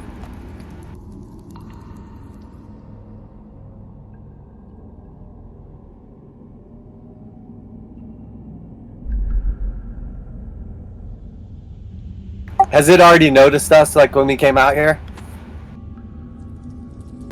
Yeah, like again, it's moments upon returning back into this room that you start to notice it making noises again. We've clearly alerted it to our presence, but shall we attempt to be stealthy regardless?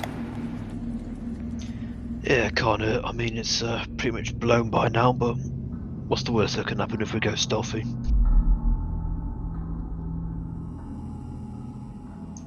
Either we fail at stealth when they see us, or we don't stealth at all when they see us.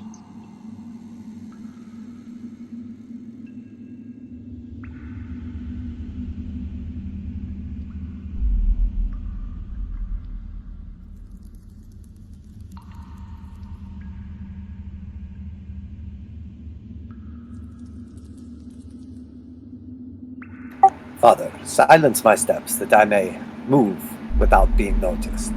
And I'll try to stealthily move forward.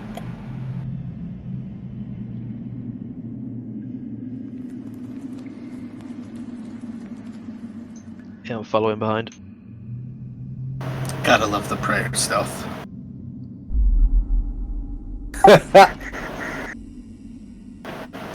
You guys can roll your stealth checks. Where is forward? What direction is that?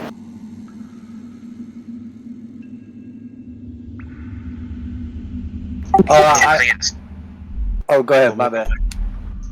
Oh, I was just going to say northwest of where we are now, I believe.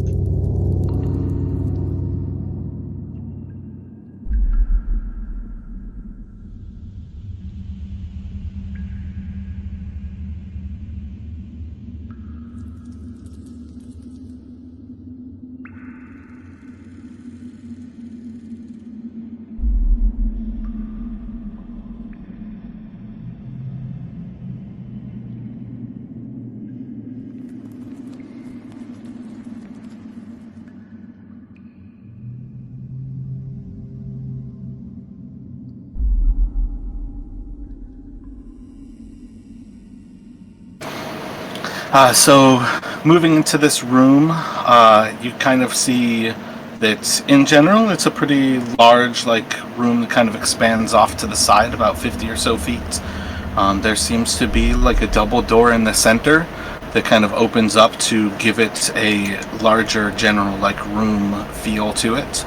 But otherwise, this initial little spot between the doors seems to be 15 by... Oh wait, no, damn it. It's 60 feet wide, and this initial room is about a 30 by 30 foot.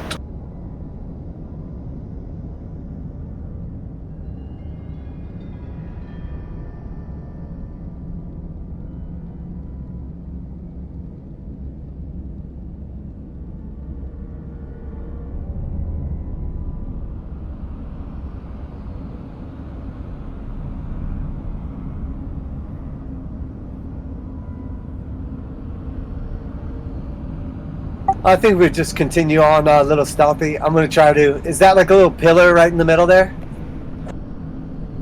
Yeah, it's kind of like the door cell between the two doors. But they are otherwise open at present. I'm going to do that super awkward when something big tries to hide behind a little tree. I'm going to run up there and then go back to the wall and hide behind it.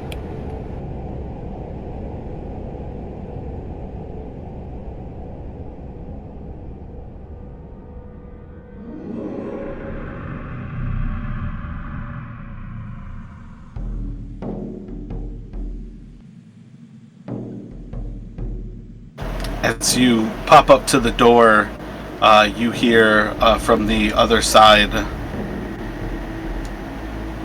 "What is all the commotion going on out there?"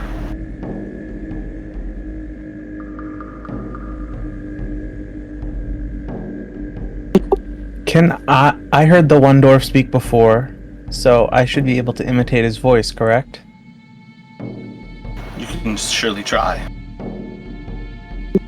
So imitating his voice, I will say, one of those shambler guys got loose again.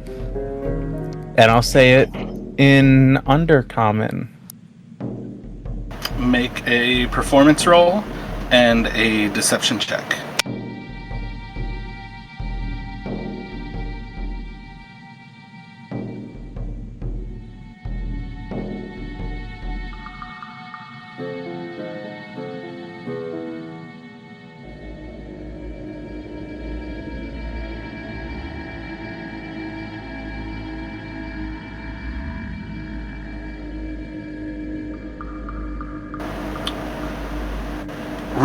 Use your fucking brain. They don't disobey orders. And you hear a door shut. Great, which one of you guys killed Rovik? Who was it?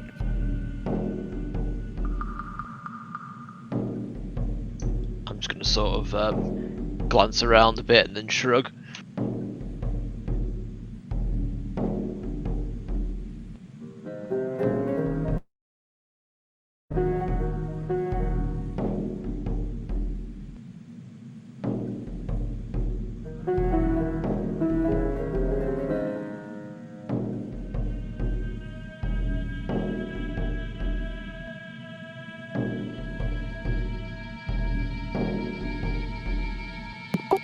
Well, we know it's that way. Do we want to take care of him now, or do we want to do something else? I think now's as good a time as any. Are we all fit and healthy? Did I see who was speaking to us right there? Like, that, was I able to tell? No. I'm going to hold my finger up to my lips to say be quiet, by the way.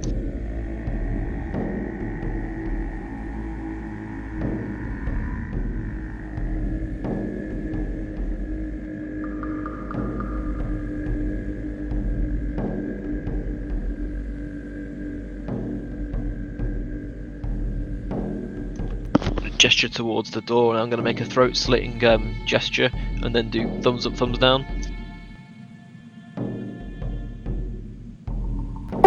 Thumbs up. We don't want an enemy at our backs. But it was definitely like the door that's like southwest of us right now, right? Down there? Yeah, like if... I mean, you're facing away from it if you've got your back to that anyways. But you would have seen that the room that you are in only has the little hall to the south of you. Like that southwestern hall. Okay, yeah, I got you. Alright, so yeah, I'm gonna just try to like creep around the corner to like that next little wall right there. I move up to back you up, and I'm going to wave over to the other guys to say catch us up.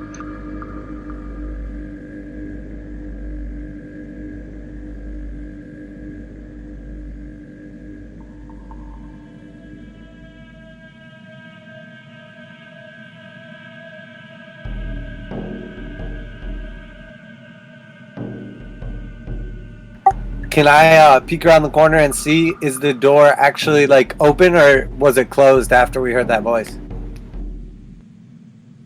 Roll a perception check. Door is closed.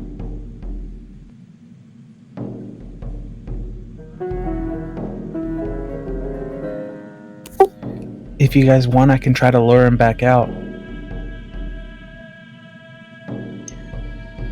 It sounds like a good idea, but I don't know how we communicate that silently in game. But yeah, that does sound like a good idea to me, especially if we wait in ambush for him.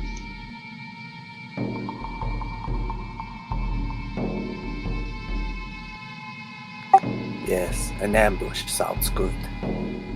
We can assume he turns invisible. Perhaps I can touch him and light the way.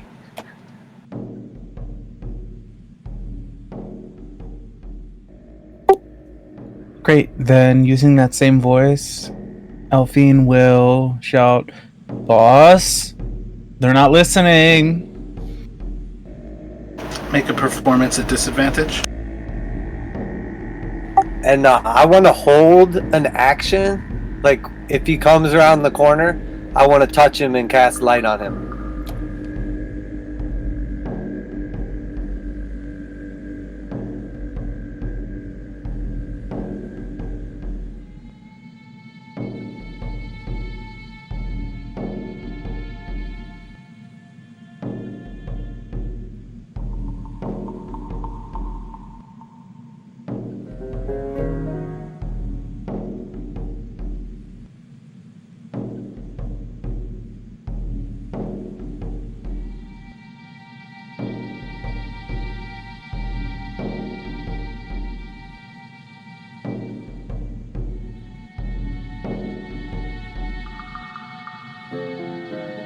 You don't get a response this time from inside. There's nothing but silence.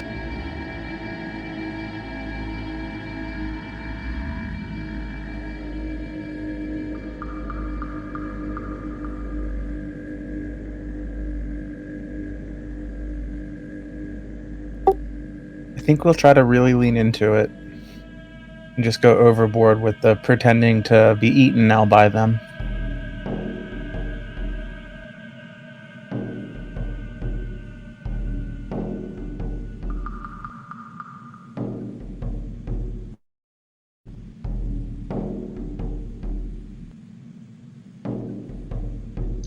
I'm going to hold an action that if one does come out, as soon as Eli casts light on it, I'm going to shoot it.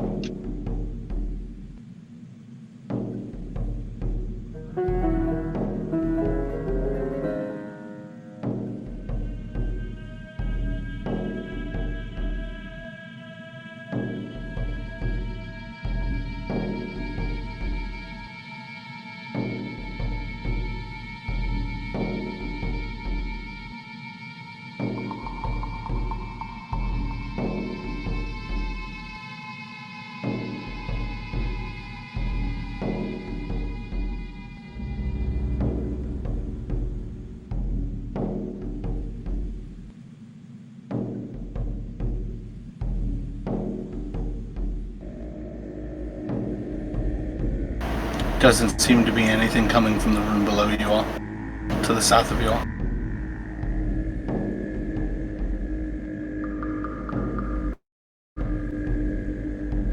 I'm just like holding a firefly in one hand and like just kind of shrug my shoulders towards the crew.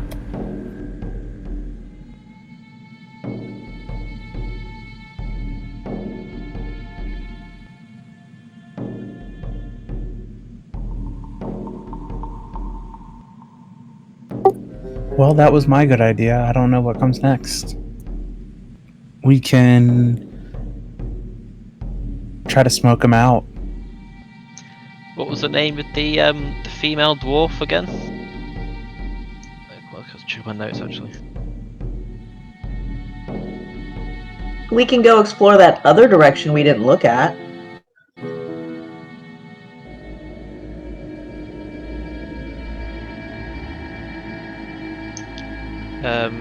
Shit, I can't believe I don't think I've taken her name. Oh, Jethra.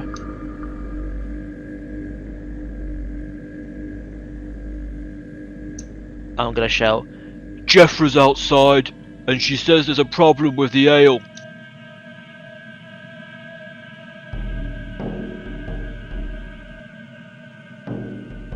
Roll a performance. alright.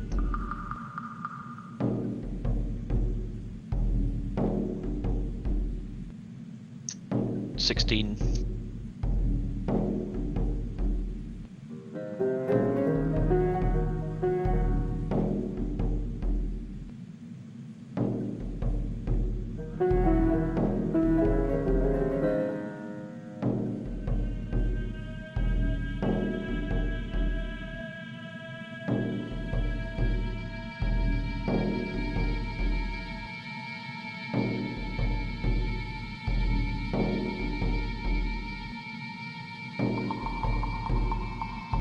You all are still getting silence in response. I'm going to point in at Eli, I'm going to point in at Karis, and then I'm going to do a shoulder barging gesture up against the wall that I'm against, and then point at the big stone door.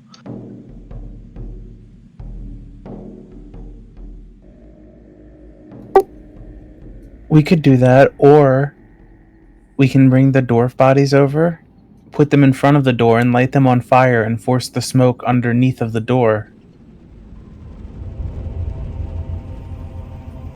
That way, the smoke will draw him out. Yeah, but doesn't smoke rise?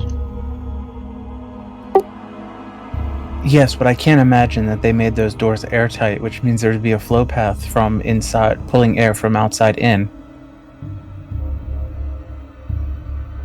I mean, we can try it. I'll like point over at Karis, and then I'll like hold my hand up with two fingers pointing down, and then I'll start to like wiggle them like a person walking, and then I'll point at the door. All right, I'll nod because I think I understand what's going on, and I will walk to the door.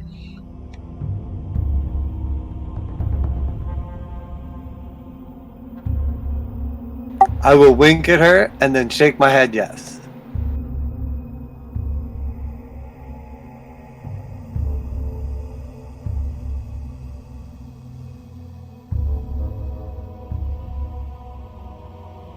This is probably a lousy idea.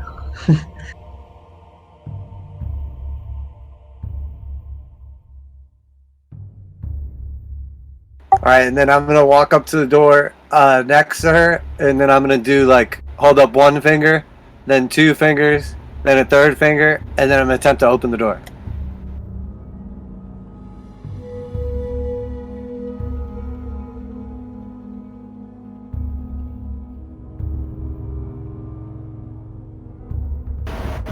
So Karis and Eli are right next to the door, about to open it. What are we trying to do? Attack everything inside, or like be the Avon lady, or what?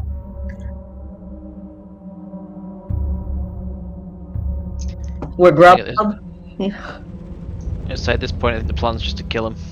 I mean, I still recommend that we non-lethal blow at least one of them to question.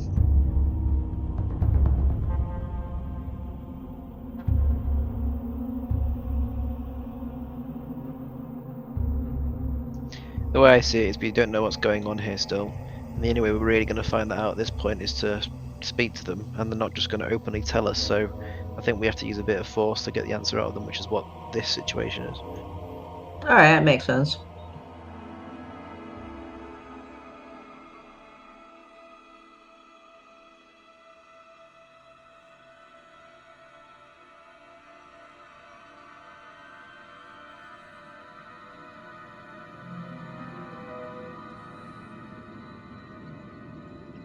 So again, Karis and Eli are about to open the door. Yep.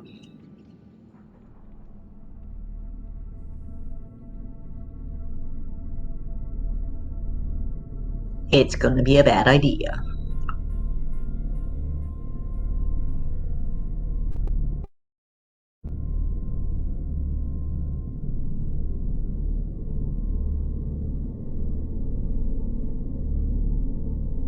Yeah, maybe my page wasn't updating.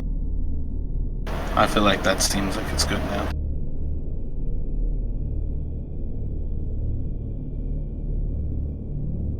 I got like an error message earlier from D&D Beyond. It said it like went to like the error screen and was like, "Oops, we rolled a 1 for our site working," or something like that.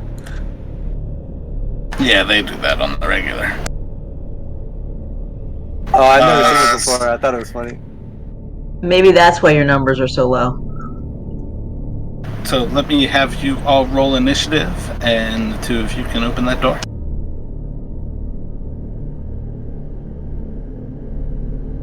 Just to spite you, Garrus.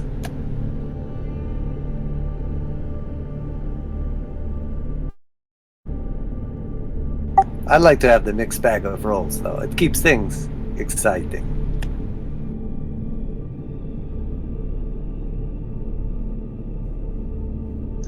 Got to keep the enemy guessing, haven't you?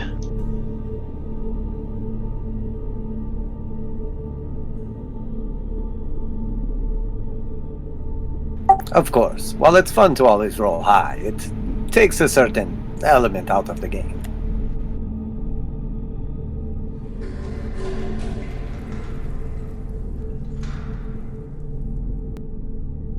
No challenge.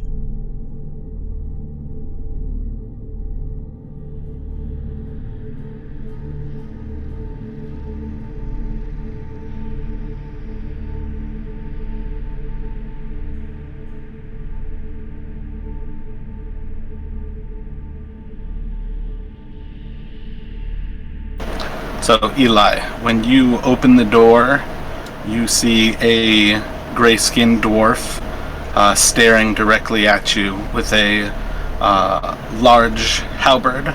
Basically, it's like a long staff with a big old sword at the end of it. And the moment you make eye contact, he grows large.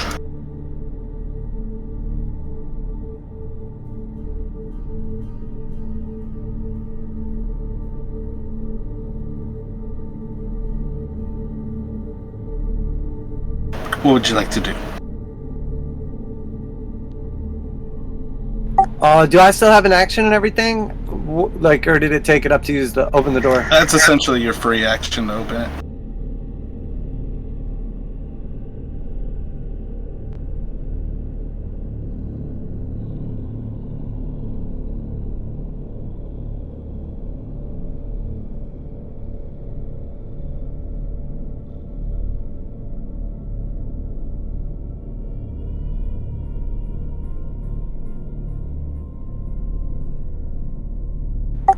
We were looking for you, and here you are.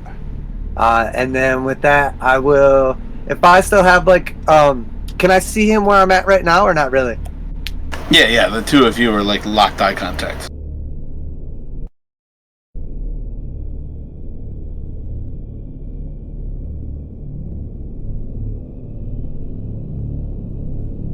Okay, cool. I want to.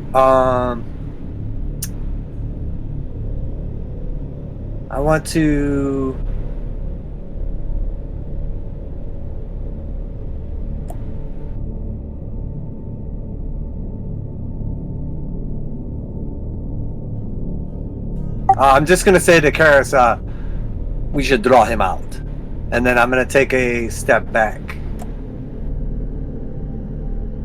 Can I?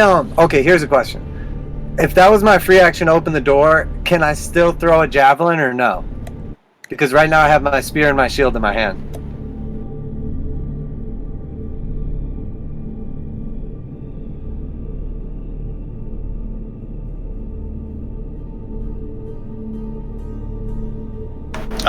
Not normally, but sure, but that's going to take your bonus.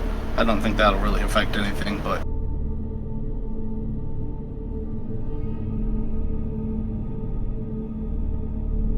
Okay, yeah, no, that's No, okay. I think the problem is you would have to drop your spear anyways. Yeah, I that's don't where want the to do real that. problem comes into.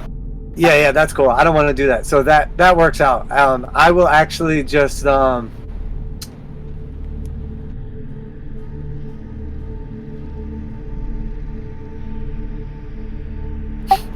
I know what I'm gonna do then. I will just want to step forward, like right here, so I have a clear shot on him. And then I'm gonna cast the spell.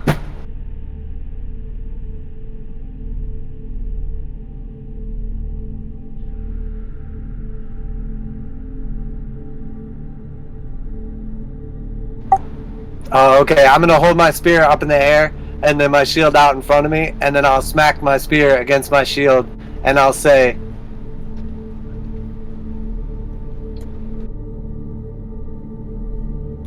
"Let our aim strike true."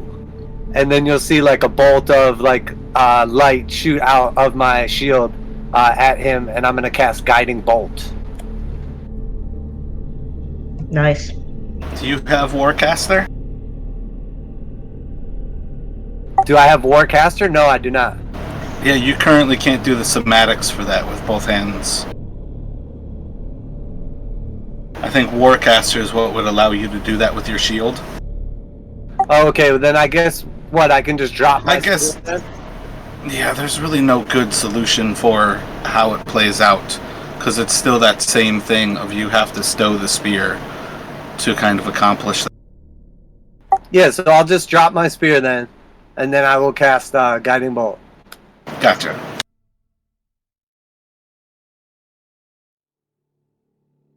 So we'll just have my spear laying on the ground, like right before I, like right where I'm at. Yeah, perfect.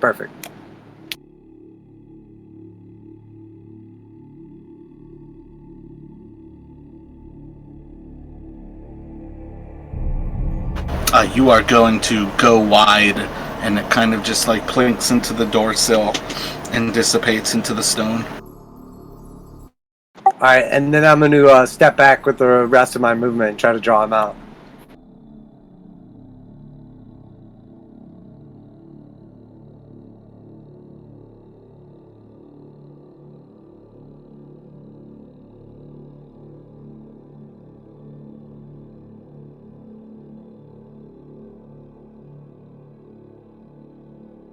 What would you... Never...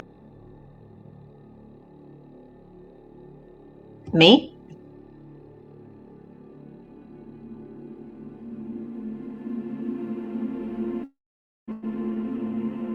Oh, it.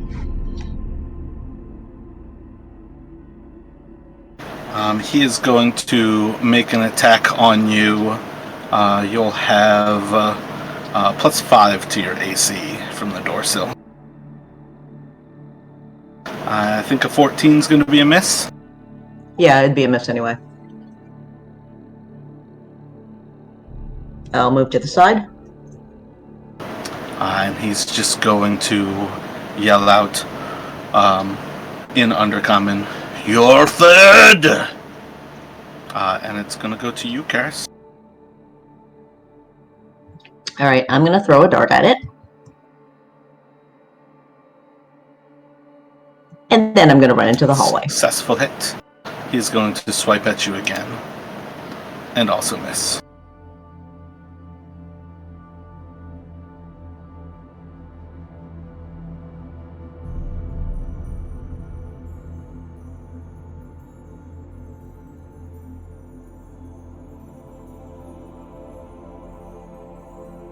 Elephine, what would you like to do? I will step up and toss some fire at him.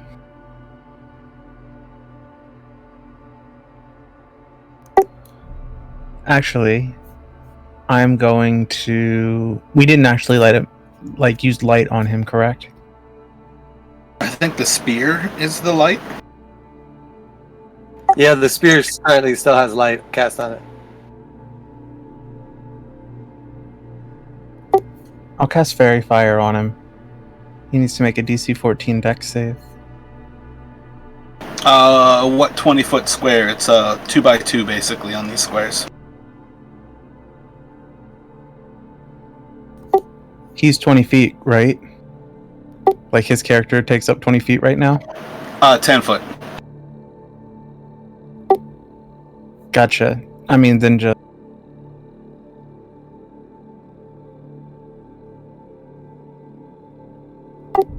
Sorry, I didn't realize it was freehand, but that...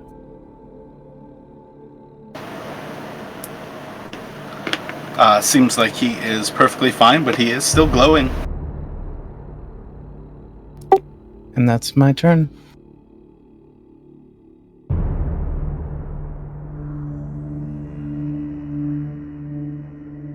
Faint, what do you do?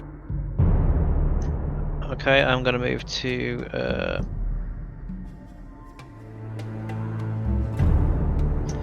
here, and I'm gonna take a shot at him.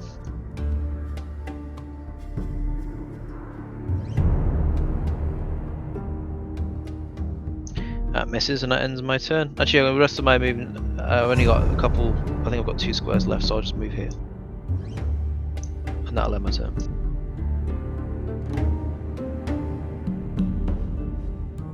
Eli, what would you like to do?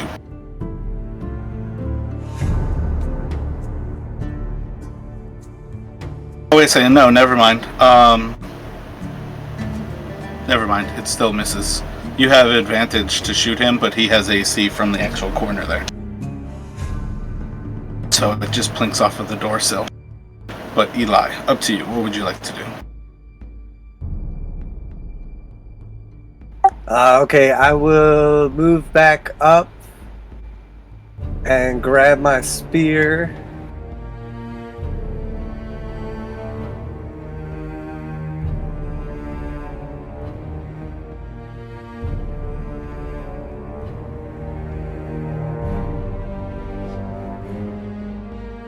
Let me ask you this. So I know I get a free action. That would be to pick up my spear, right?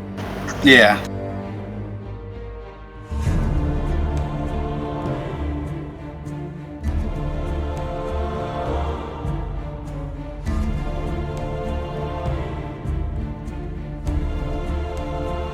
Yeah, so I'm gonna run up, pick up my spear, and then I'll just yell out, "You can't hide out there all day, my friend. Would you like to engage? and then I'm gonna take a. I'll like roll into the room, and then I'm gonna try to stab him.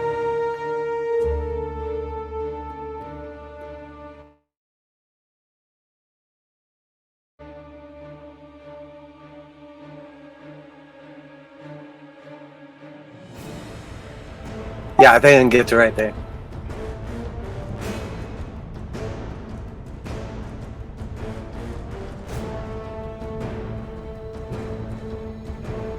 Oh, should I make my attack? I don't know. Was he holding an action there? Oh no, he already struck out at Karis. She moved away. Oh, okay, okay. So yeah, I'm just attacking then.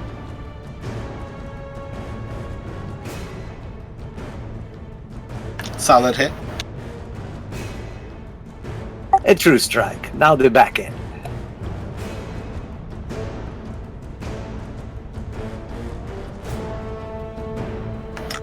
And the 13's going to plink off of his armor.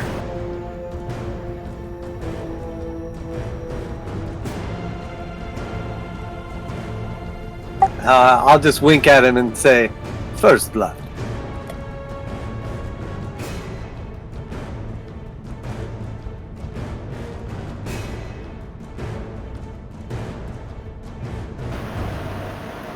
With like a solid view looking down at you, he's just going to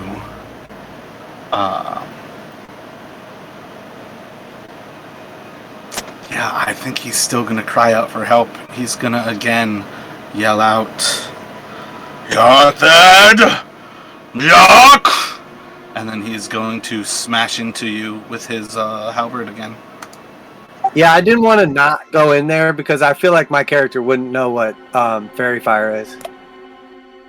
And since Elephine didn't say anything. And yeah, he'll hit you with the 21 or a 22. And he's going to deal this may be fatal. 19 No, 17 slashing damage to you. Nope, only have 6 life left.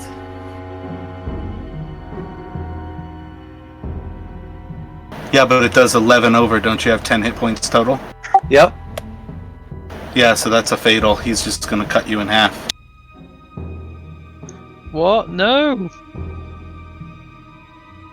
You should have eaten those good berries.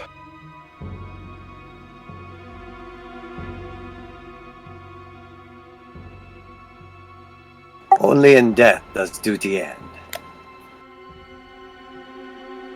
And it's going to go to Karis. Wow. Didn't expect that.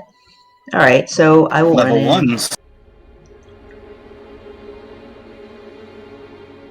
and I will hit it with. I'll try to hit it in the knee, the left knee.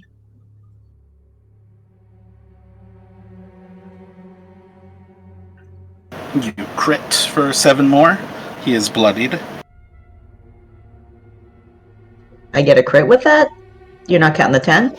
Fairy fire. He saved. Like it's not like on him, but he is still inside of the fairy fire. All And right. another crit for another 5.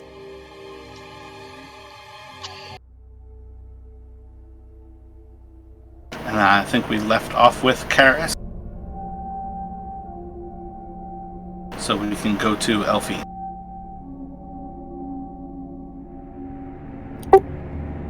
She will, I guess, try to toss fire at him. Go ahead and roll the attack. It's gonna plink off of the door sill. And that's her turn.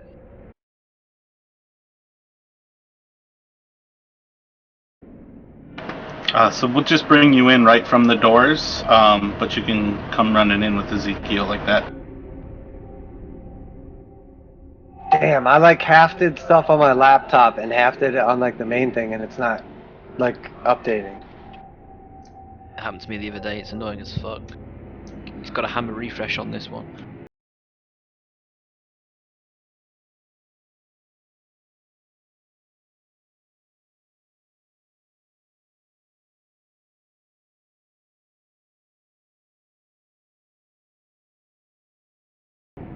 Okay, I think I'm good now.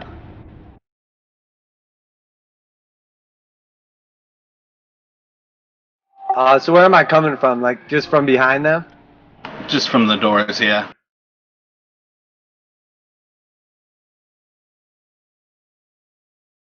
Let me see about dropping a new token.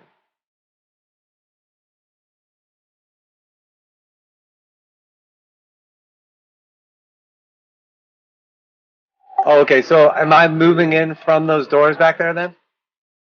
Yeah.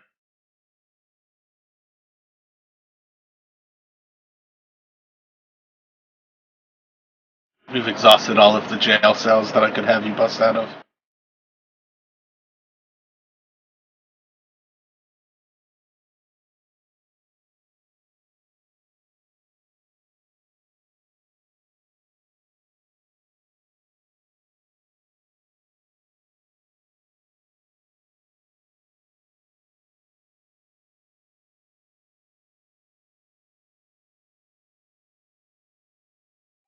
Okay, so you'll just see a like human man with dark hair, clad in heavy armor. It's he's wearing like some like pretty heavy like animal skins and whatnot, and he's carrying a crossbow in one hand, and has something else like strapped to his back, and he'll be like holding up a shield in one hand, and you'll see he's clearly some sort of holy man, and as he comes around the corner, he'll just scream out, "Where is he? Where is that son of a bitch? I will have my revenge on Eli." And that'll end my turn. Roll a perception check for me.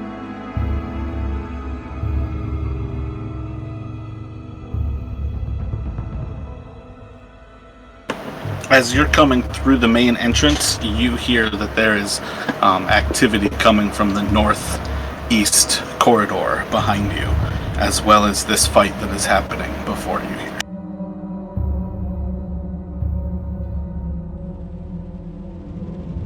Cool.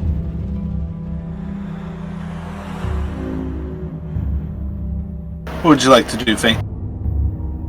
Quick question. Do you need two hands to fire a crossbow, or do you just need a free hand to reload it?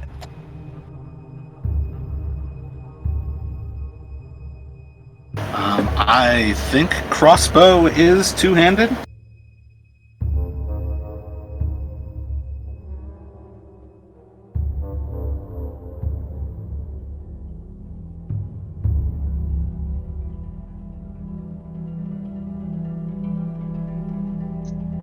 Okay. So Yeah, the heavy crossbow and the normal crossbow are both two-handed. The hand crossbow, you can fire one-handed.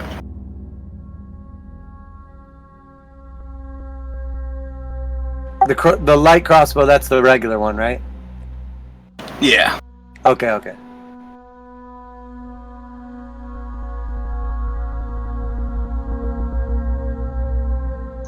Okay, I'm gonna shout. I don't know who you are, but you're a bit late if that's the case. And then I'm going to move to here and I'm going to shoot at the big guy.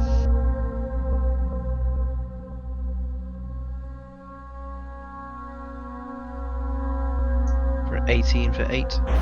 Kind of plink off of the door sill. Okay, that ends my turn, but I'm going to hide around this corner.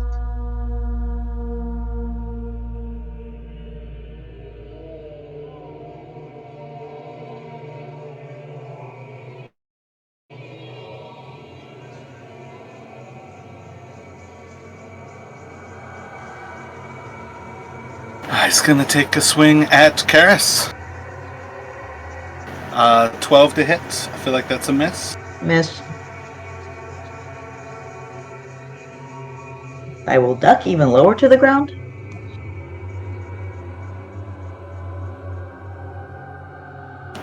Once again, he is going to yell out for aid. What would you like to do, Karis? I will hit back at it. Ooh. And then I will kick it.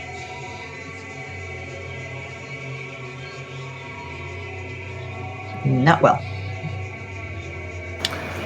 Describe to me how you knock him out with your mace. I'm gonna sweep him off his feet. I'm gonna take out his knee, push from the inside of the knee, push it out so that it clearly, breaks, and then that will cause him to topple over. Elephine, what would you like to do?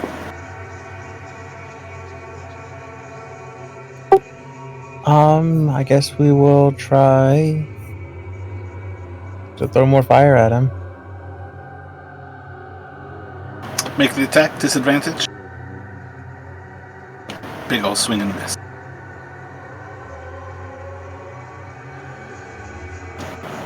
Eli, what would you like to do? Oh wait, My did bad. she knock him out? What happened there? He's unconscious.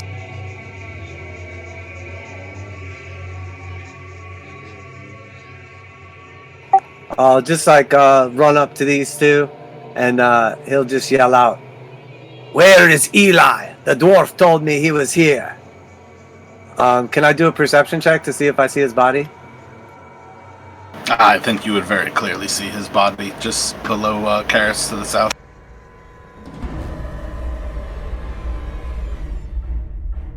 Okay, I'll run over to the body, and I will drop down on one knee, and it will say, "This cannot be true. I have followed him to the ends of the earth. Who is responsible?" And then I'll look over at the dwarf's big weapon on the ground, and that'll end my turn.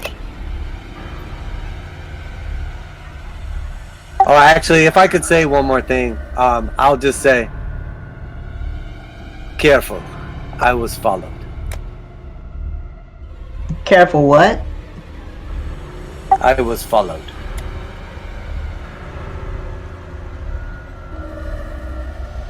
What would you like to do, Faint? Alright, I'm gonna go over to the dwarf and start tying him up with my rope. And then I'm gonna say, Why would you want to kill him? He was a good guy. You stay away from his body. Show some respect.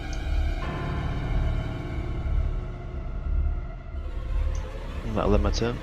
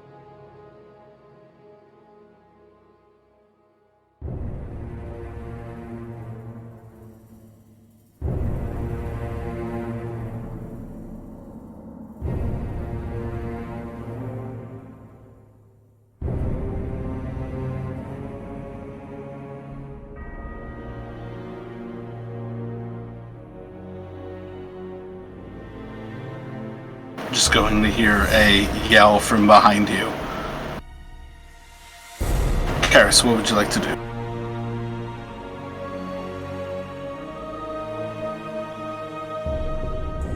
All right, so the there's no other threat right now, right? Oh wait, what? I'm confused. You guys were yelling in a dungeon trying to distract the guy, who then spent 3 turns calling for aid. True. Okay, so I'm gonna run out here and see what I can see. You see another big-ass gray-skinned dwarf running up towards you. Well, I guess that's my cue to run at it and hit it.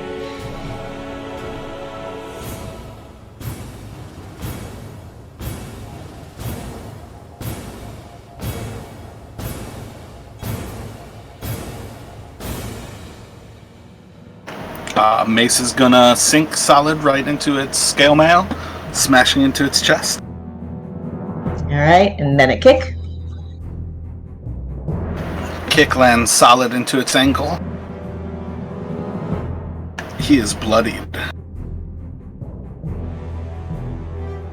A little help over here. Elefine, what would you like to do?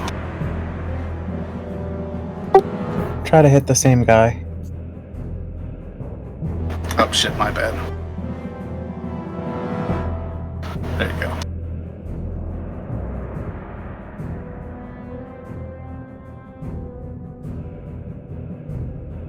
Does that change? Try and hit the same guy who is in fact bloody.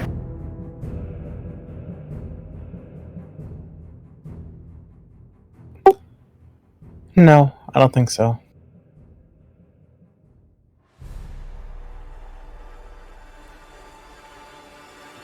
It will add running away, though.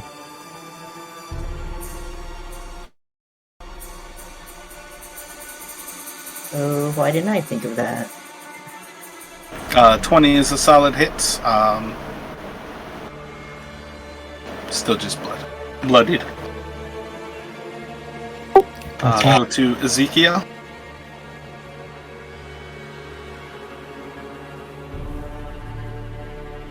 Oh, we delete my old token? I put the correct one on there.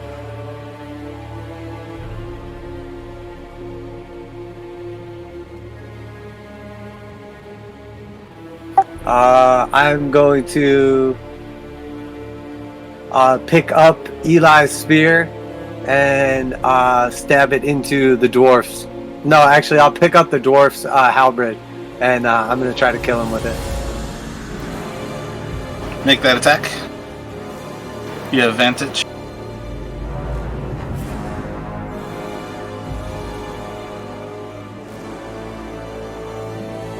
I'm just going to roll a d20. I don't have it like equipped or anything. I don't think I'd be proficient.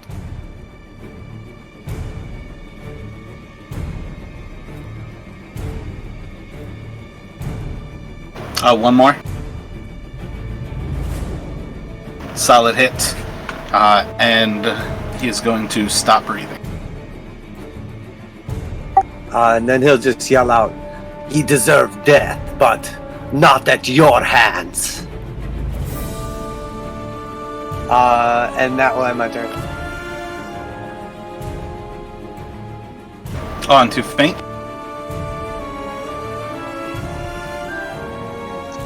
Alright, I'm gonna shout. Idiot, I was gonna fucking torture him first. Death was too sweet for that guy.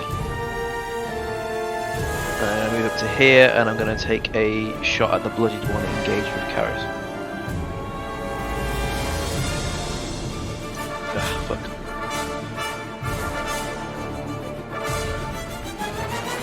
Shoots like through his legs, big ol' miss. I haven't hit a shot in 5 turns now, it's fucking shit. Alright, that ends my turn. Actually, no, I've got that movement left. That ends my turn. Yeah, but your rolls are nothing compared to Justin's rolls tonight. I don't think he said anything over a 10. Big ol' smackdown on Karis. For 8 piercing damage. Ouch! Is Karis still standing?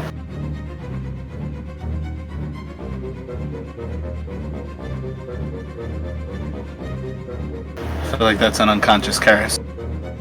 Yeah, that was my scream subconsciously in my head.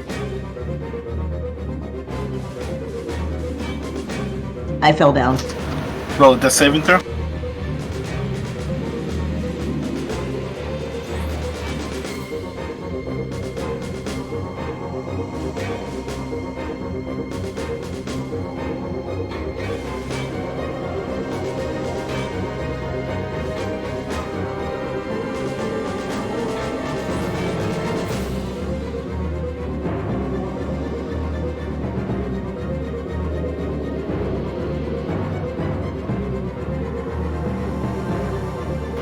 This one is going to move in to try to take the kill. And I think that is going to kill Jamie. To kill Karis. with an 18. Oh, okay. Well, good night, cruel world. We only had land on the shot. Elephine, what would you like to do?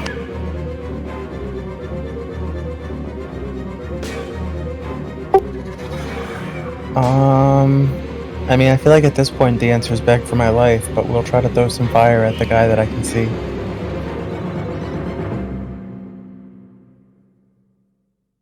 And miss. Ezekiel, what would you care to do?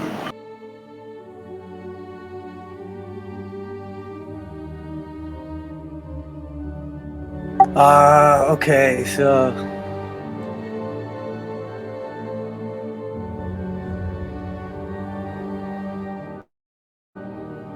Is Jamie dead right now? Yeah. Not that you would know, but yeah, she failed a death saving throw, and that duergar moved up to do a killing strike against her. I got you. Alright, I will, come around the corner. I guess I will have, like... I'll just drop that halberd again. And then I'll come around the corner. And he'll just say, he never kept the best company, but you must be better than them. And I will step around the corner and do a spell.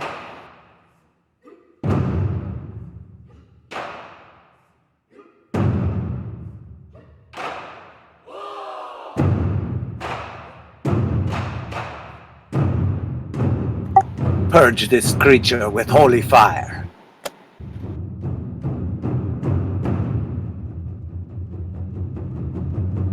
And I'll cast Guiding Bolt at that front dwarf right there, or duergar. This is an extremely solid hit, instantly blooding that dwarf.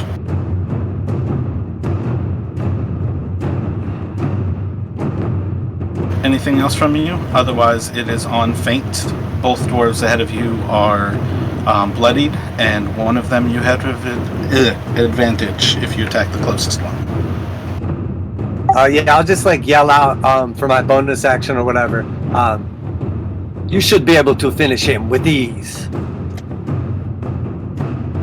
Is it still advantage though with the short bow at only 10 feet away? Yeah, there's nothing about that. You would have to have disadvantage. If you moved up closer to him, you could get a straight attack if you wanted it. No, absolutely not. I just didn't. I always thought that there was a, with ranged weapons, there was a penalty if you fired them too close about the feet. Just not in melee. That's the only penalty. Okay, very good. All right, then I'll fire a short bow at the closest one, the one I get advantage on. Only a 17 to hit for 8. Solid hit. It's going to leave it severely wounded. Okay, then I'm gonna move around this corner here, and I'm gonna hide. Do you have the bonus action hide at level 1? I think you do, don't you? Isn't that a standard feat? I feel like it's one of the later level when rogues get it. I don't hide them, but I do say. Oh no, I haven't thought of anything witty to say. I was gonna say, make yourself useful then. Are you noticeably hurt right now, Josh? Nope, I'm completely clean, shiny.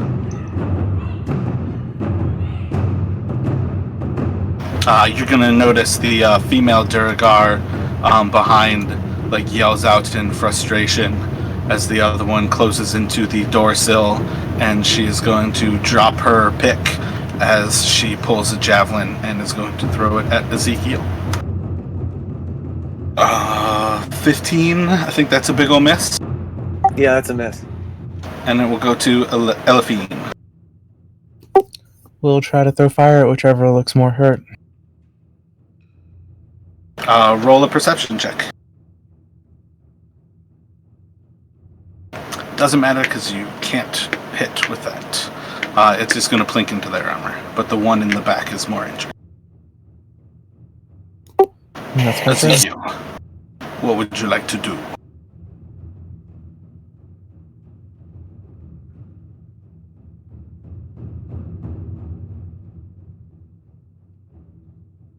Alright, so the second one is more hurt right now? The one in the back? Yep.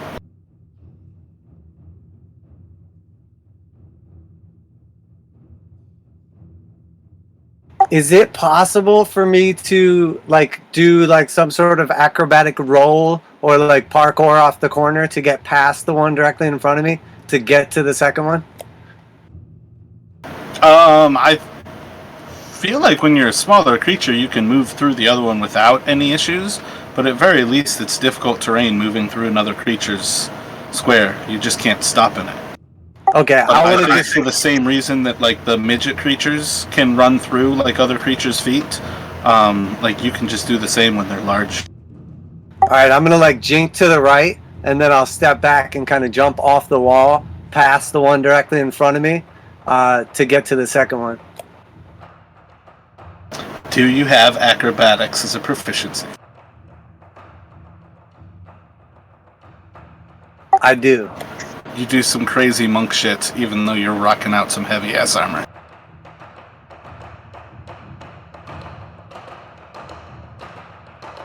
You can make the attack here with advantage. You got that sweet, sweet Achilles attack from the terrible, terrible Troy.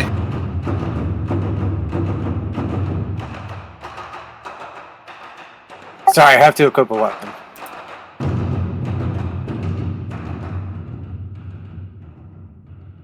Yeah, so as I jump past the one in front of me, I'm gonna come down mace in hand at the second one and just try to smash it.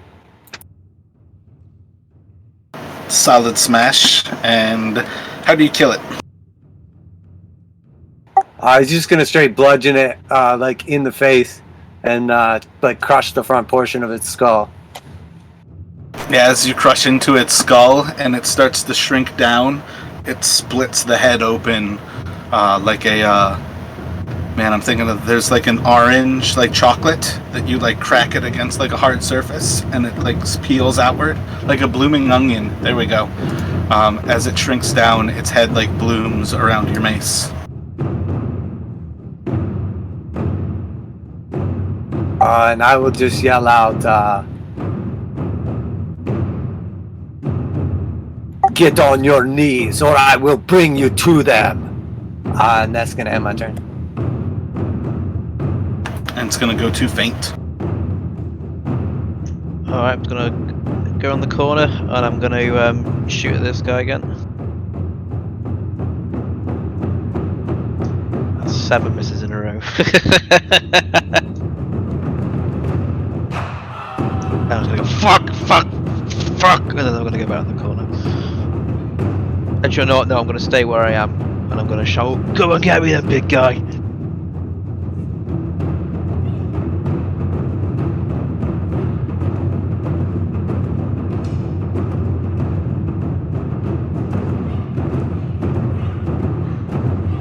He's going to disappear. Ezekiel, make a attack of opportunity at disadvantage. So you hear footsteps walking away from you. I would like to make an intelligence check to see if I would know that these guys turn invisible. You can most certainly roll an intel. You can interpret it how you would like. I feel like that's a pretty solid way to interpret either no or yes.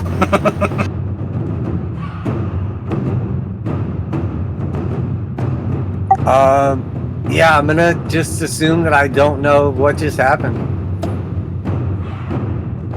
So I will forego the opportunity attack.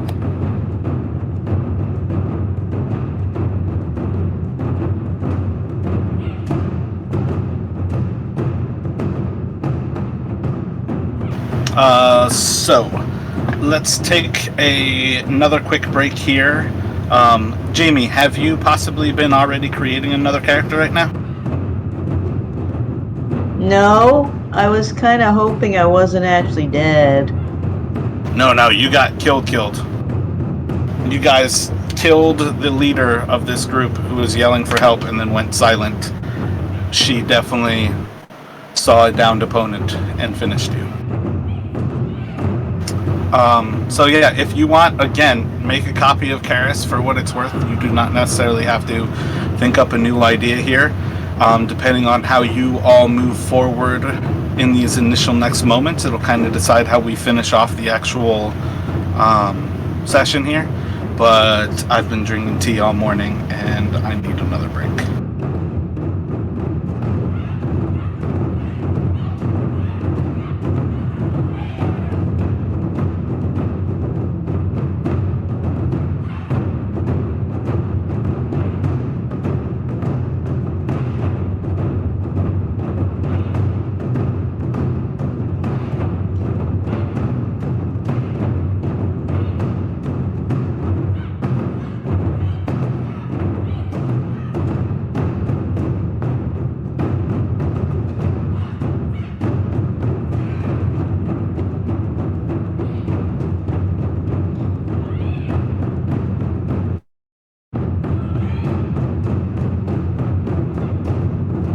Yeah, that sucks, Jamie. I was like about to either like heal you or spare the dying, but that guy like ran up and finished you.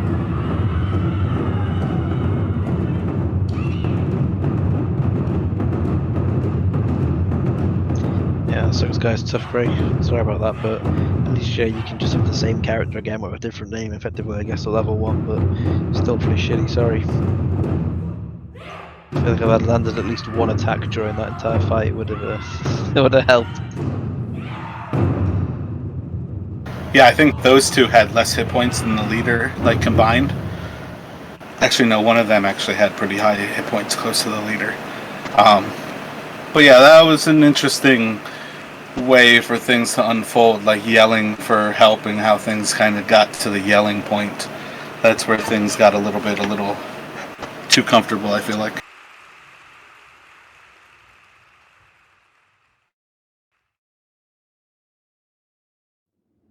So can I kind of like RP why I'm here and try to figure out who these people are?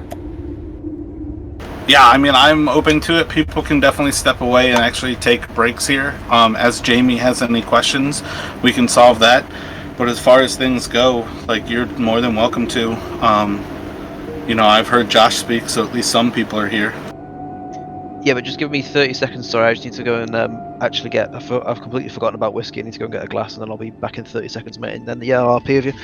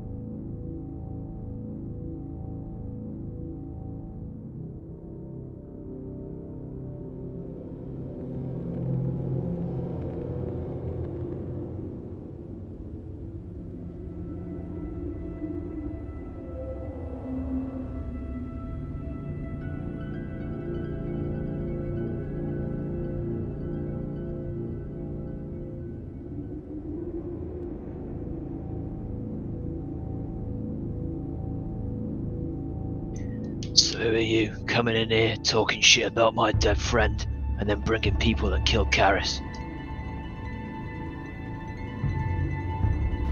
My name is Ezekiel. I'll be the one asking the questions here. Why do you keep such company? Are you part of the ordeal with Eli? I have followed him to the ends of the earth.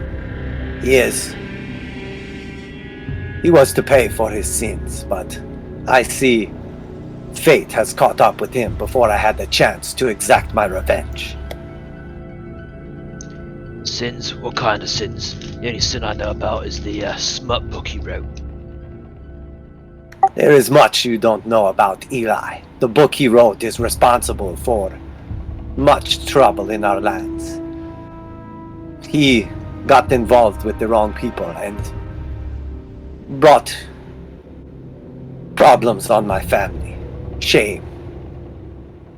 He desecrated ancient relics, stole things that did not belong to him, and fled instead of atoning for his crimes. He sounds a lot like the British Empire. I mean, well, if that's the case, then can you prove it? He seemed like a good guy to me, and he was here fighting shoulder to shoulder with me. You've shown up, and you've brought extras with you. You've got another one of my friends killed. I did not bring them. They were already looking for you. I merely ignored them to find Eli. The truth is, I would have nothing to do with anyone that would keep company with a son of a bitch like that. You ran here saying you were followed, and then they showed up and killed Karis, and you're telling me it's not your fault they were here. If I had not shown up when I did, you would all be dead, obviously. If you hadn't shown up when you did, we would have fought one dwarf, not three. Those dwarfs were on their way. I merely ran past them to get to you. And you went ahead and killed the one thing that we had here, which was that guy left alive. And you went and chopped him. Who am I going to ask questions from now and get to the bottom of this? And I would do the same again. It was not his place to slay Eli. While I hate him, we were family nonetheless. Family in the literal or figurative sense. Eli was my younger brother. Reckless, but good at heart. He fell down a deep path. He became involved with dark powers, and they took hold of him. Brother, eh? Interesting. I don't suppose you both had the same father by any chance? Yes, part of why I followed him here was to return the ancient relics. He stole our father's armor, the skull, but most importantly, and he would grab the reliquary that Eli was carrying on him. This, he stole this, the last of its kind, and the most important relic in many ways. This is why I'm here. Revenge was the icing on the cake. Well, it's quite the family reunion then. So let me get this straight. You're pissed off at him for taking your family armor and for writing a book about it, and that's why you want to kill him. It was much deeper than that. You don't understand. The book that he wrote, it exposed powerful people for corruption, devil worshipping. He went undercover to obtain the information, the secrets, but while he was there, he was corrupted himself. He gave in to the dark gods. So, while it was too late for him to withdraw his actions, the damage had been done. He feared for his life and selfishly took what was not his, took it out here, the relics, the armor, everything. And you see that, in the end, fate had already decided for him. In the meantime, by the way, I'm going to pick up Karis's body and bring it into this room, lay it down. That's nice. This was another of your friends? I'm just going to nod. Yeah, she should have been alive. I am sorry for your loss. Perhaps there is something I can do. And I'll just walk over to her and lay my hands on her wounds and see if I can do anything. Maybe do a medicine check or something like that.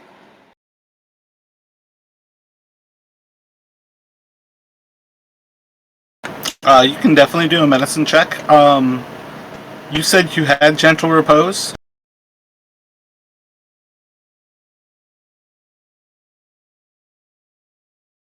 not gentle repose. I don't think that's what it is. I think it's...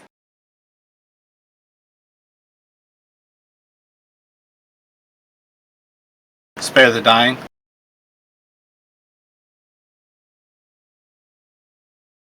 Yeah, I don't think I can take gentle repose. I got you. Spare the dying is the one that I can take. Jamie, I love that name choice.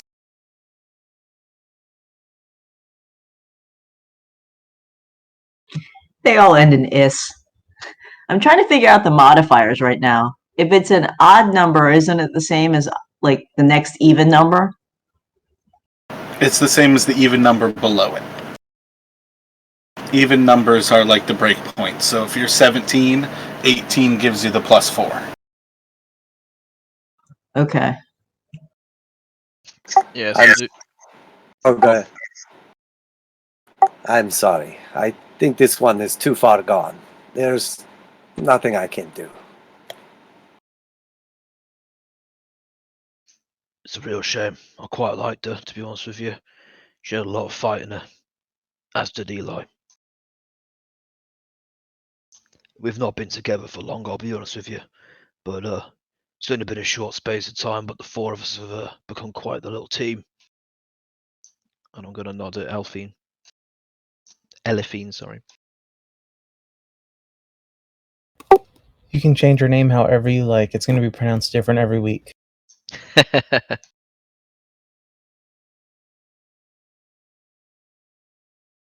Eli was once a good man, but he had become corrupt. I am glad that you found comfort with him and that he was with those who he cared for or cared for him at his end. Thing is, I don't really care about your background. If you fight by my side, you're a mate, and that's what he did, so I'm not happy he's dead at all. In fact, I'm fucking furious. Same with Karis as well. Neither of them deserve to die here today. I cannot speak for the little one, but Eli's destiny was to die. There was no difference whether it was at my hand or the hand of this dwarf. The truth is, I will not be staying with you people. I will take these relics and return to my homeland. While I appreciate you looking after my brother in his final hours, but the truth is, I will leave as quickly as I have arrived.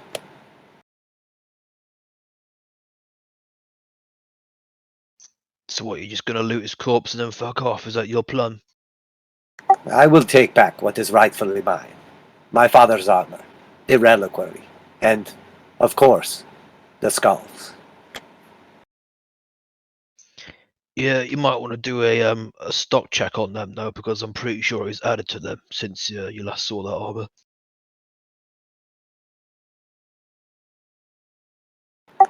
You have no idea what was going on here. Eli was a holy man. This is all a disguise.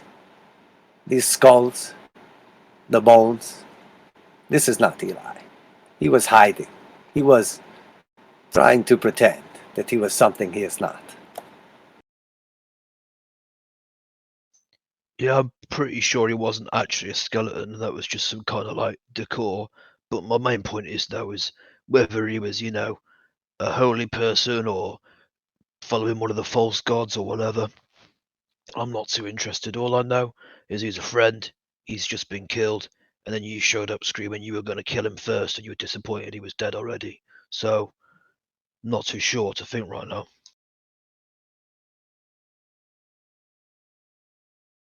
Do not hurt yourself. It does not matter what you think.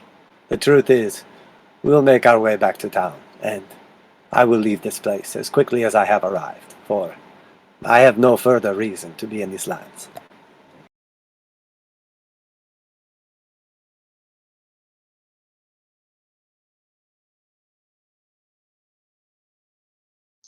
Well, good luck getting out of here, mate.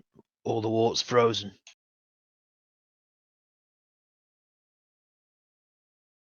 The I boat found my way dropped here. you off. Go on, mate. I found my way here. I can make my way back. I will need to gather some resources, but I will leave when the time is right.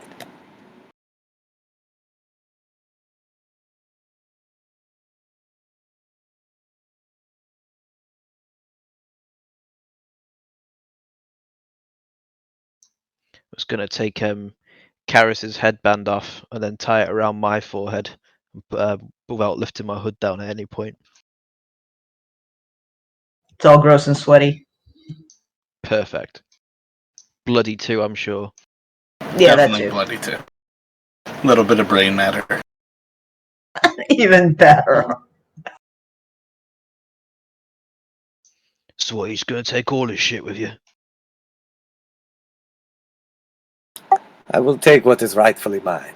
After that, you can loot whatever you care. He actually owed me like 10 gold. Can I do an insight check? Yeah, that's definitely a deception and an insight. Can I not just straight up say that's not true? I mean, you definitely can. I mean, nat 20 did. I don't think we need that. You. Yeah. I can look straight in your eyes and see that you are a liar. Do not speak again unless you speak the truth. What is the truth? Finally, some honesty from you. I mean, I wouldn't pay anyway. You know, it's like he ran up the debt. I was just going to take the money off his body. You will not take anything from his body. Speak for yourself.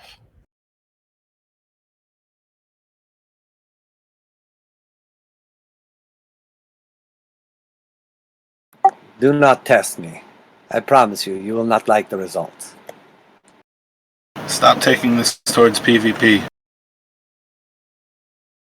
Pretend like you guys have to become a group and actually play together.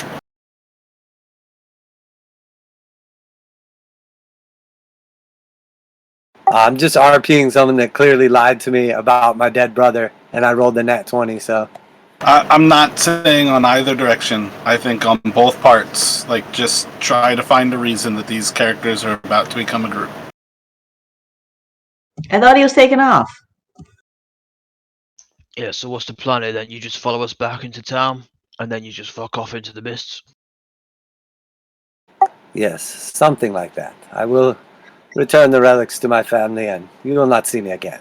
Oral, the Frost Maiden, has blessed me, given me the strength to travel these lands unhindered. And when the time is right, I'm sure she will allow me to leave. Oh, great, Livorn, these religious nut jobs. Eli, I could about stomach, but that's some grade A shit you just shoveled down my throat then. You do not like Oral? You speak ill of the woman, the god who rules these lands? You mean that one who makes it permanently night so that people eventually die here and live in a constant state of survival? Oh, she sounds fantastic. Yes, that is the one.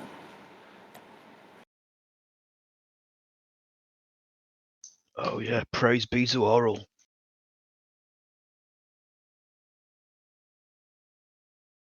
I wouldn't be in this show if I didn't have to be. But look where it's got me. Look what I have to deal with now. Brothers trying to loot each other's corpses, dead friends, a shapeshifter trying to con 10 gold off a dead man. It's all gone to shit. A shapeshifter, you say? I think we have a seasonal depression thing, and we need sunlight. I like that. Yeah, all that a seasonal affective disorder. Yeah.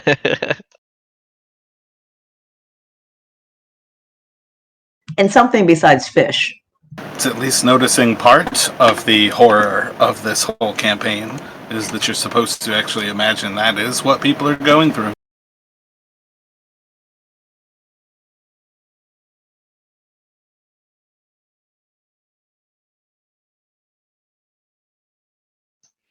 Have Well, you been through the rest of this place? I was just about to say that. Yeah, there's still some unfinished work here. We came here because the dwarves here, we believed, had been robbing the town down the hill, and we wanted to come here and confirm that and take back some of the missing loot, but things have gotten pretty rapidly out of hand.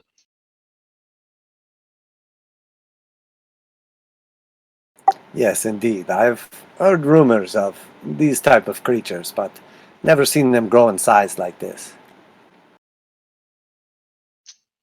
That's just one of their racial things, I think, and they can go invisible too. That's what happened before when he slipped right by you. Elifir here seems to know more about it than I do. Speaking of which, there are 4 grid berries in that pocket that I would like back. Don't you just make more whenever you want? Well, I mean, kind of. Like, it takes spell slots, and I don't have any more. By all means, take them. And he'll just hand them back to him. Are you sure this place is clear, that the danger is gone? What happened to that last creature? It disappeared. It's probably run off to the watchtower where there were more of them. More you say. Perhaps we should finish the job. I agree. I'm not leaving here without a success anyway.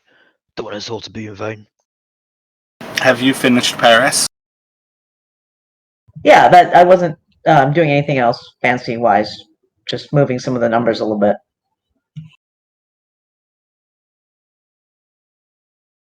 So, am I starting with 1 out of 9 hit points? How did I get 9 anyway? I feel like you should have had 8. I don't know why you would have had 9. Oh, but you do have to roll for hit points again and roll for another secret.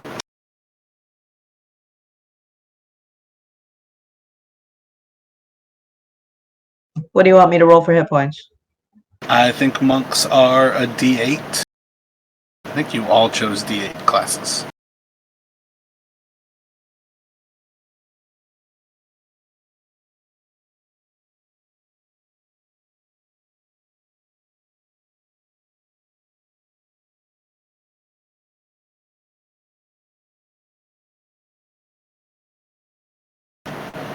Inside of Discord, it is exclamation, but you have to go up to the text chats out of character and rolling with Avray. Inside of Roll20, you can do the / roll D8.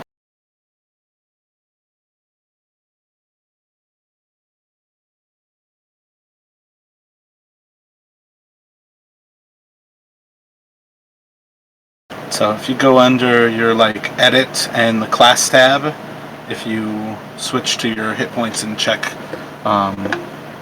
actually you may not have already switched over. I will check your character real quick. Roll a d20 for us.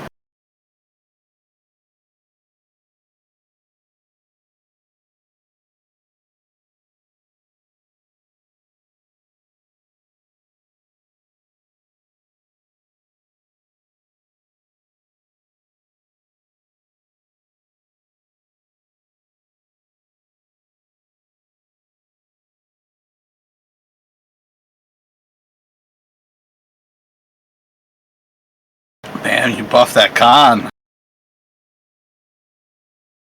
Yeah, What? 9 should be right. Both of you coming in fresh, make sure to add that your character has cold weather gear as well. Cool. I mean, warm.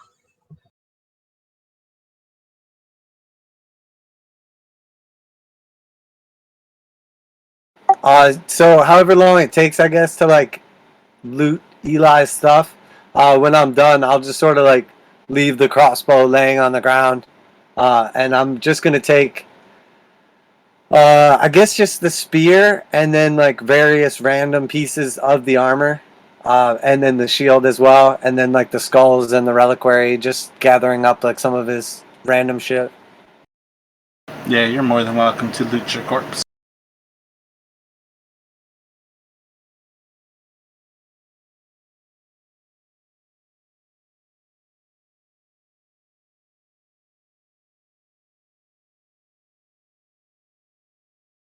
I like this secret better than the previous 2. If you reload your character, you should see that now on your actual character sheet.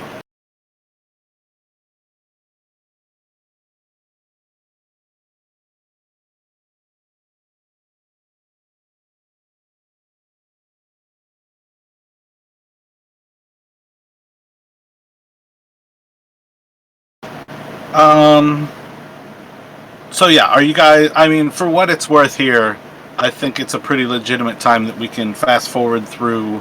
You guys can investigate the rest of this actual area. I think it would make sense on some level if you two attach Paris and Ezekiel together. So like you all kind of made your way and just spoke to Jarthra, like on the outside, and came in pretty much at the same time. So we can just have Paris joining in pretty much at the same moment as well. And have you guys start with kind of searching through the room that you are in, because that is the first time one of these dwarven bedrooms not only has more than just a stone bed, but it has an actual desk. Looking around, you see a sack sitting on the desk, some crumpled up paper, as well as something that seems to be glowing like red, purple, green, and kind of different things scattered about. But this would be a pretty interesting room besides everything else that's gone on in it. Are you still a halfling, Jamie? Yeah, everything's pretty much the same. Ah, there you are, Paris. We found my brother. Unfortunately, it was too late. He has been laid to rest nonetheless. Bright blue hat, though, this time. Thank you for accompanying me here. Once we get back to the town, we can go our separate ways, and you'll be paid the reward that is due.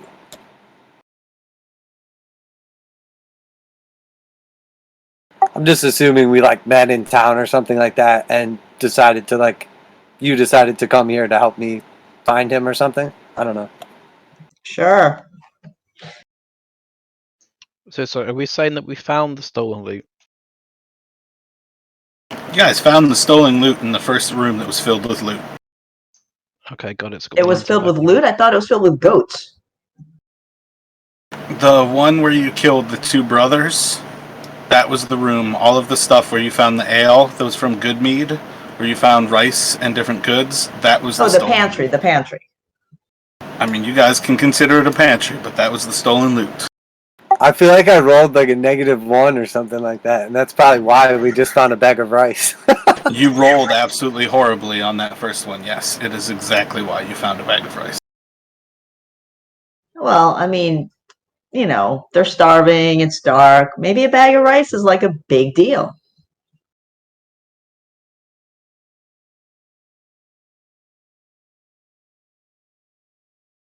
So yeah, I guess we'll go through this room as well then.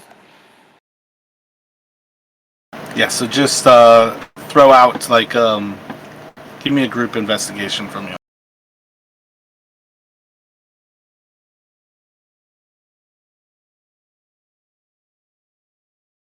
Crushing it. Got some really inquisitive characters.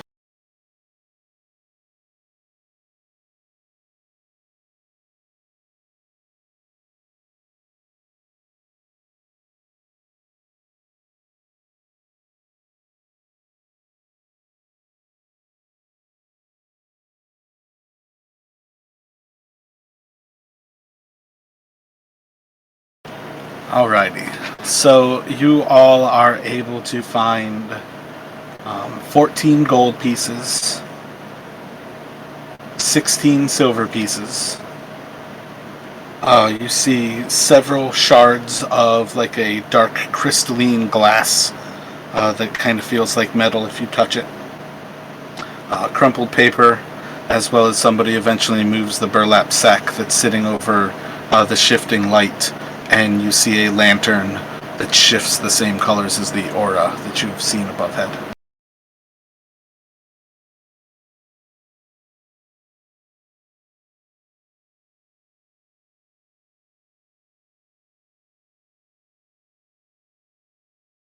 You say you come here in search of stolen loot?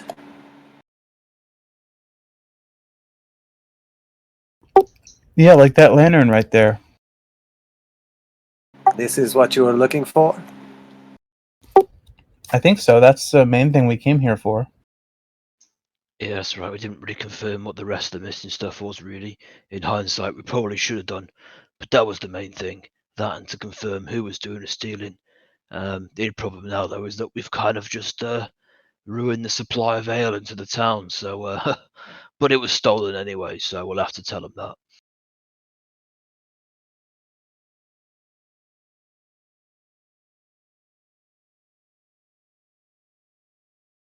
Well, it would be a shame to just leave all of this out here. Perhaps we can take some with us. The bounty for the trouble.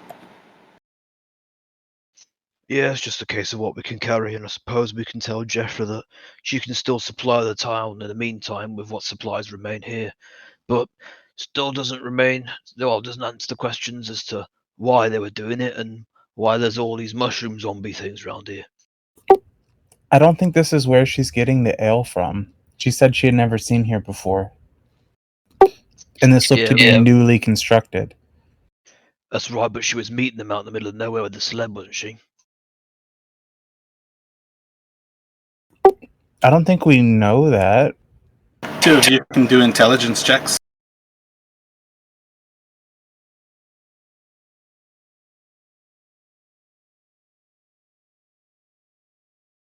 We the smart ones. I think you guys are right on point.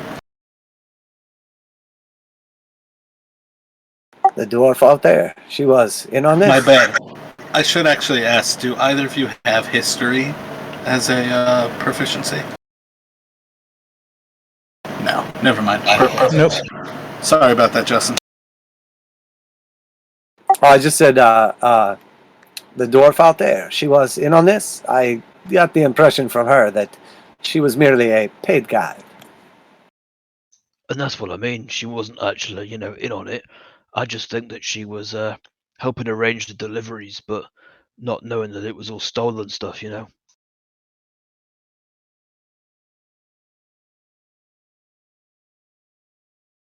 Ah, understood. Well, what were you here to recover? You say the lantern, and that is all? There was nothing else? You came here for a lantern? Well, actually, now I think about it, wasn't the ale coming from the doors in the citadel, not from here? Ding, ding, ding, ding. That's what I've been trying to say. Oh, I didn't realise, sorry.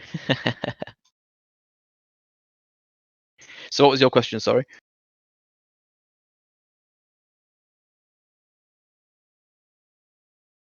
That was it? That was the only reason you came here? To retrieve a lantern? Well, that and to identify who the thieves were, but yeah, it's a pretty simple quest. To lose half our friends was pretty disappointing for that.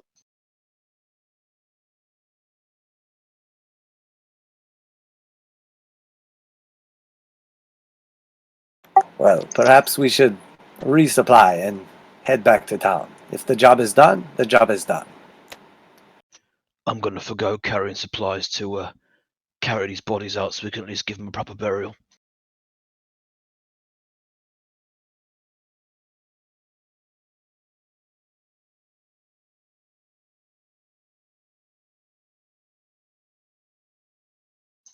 I'll take Karis.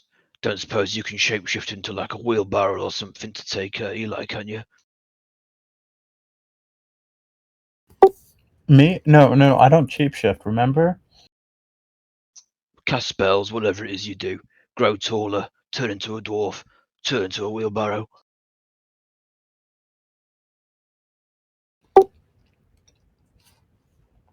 Can I think that's beyond my abilities. Well, you never tried turning into a wheelbarrow before? That's the first thing I'd try. It'd be like, hey, Fane, you can shapeshift now. And I'd be like, oh, like a wheelbarrow? Yeah, I think that's beyond my abilities, but she is going to keep that in the back of her mind and try later. When no one's watching. As soon as you got a private moment, right, wheelbarrow time. Because it's a really ridiculous idea. Unless... Yeah, I don't know if you guys totally forgot, but we did come here looking for a pearl necklace that was worth like a few thousand gold. I I have forgot. forgotten. It's not my notes either, so I fucked up there. So it might be worth going over to that other room and taking a look, but that's out of character, obviously. Yeah, that's fair. But I know we were saying we were just going to jump ahead, and so are we able to say that we searched that room as part of our jump ahead before we move on? I don't know. Yeah. Oh, go ahead. As far as things go, if you all want to search through all of those goods, that's a time frame thing to be extremely thorough. Do you want to search the rest of this cave area? Yeah, sounds good. I would think definitely, assuming that they like brought that up, but also I'm gonna just in character mention when we came in, Paris and I, we were rather hasty. There was some sort of undead creature. Are you sure that the remainder of this place is clear? I believe one of them escaped as well. The female dwarf. She just disappeared.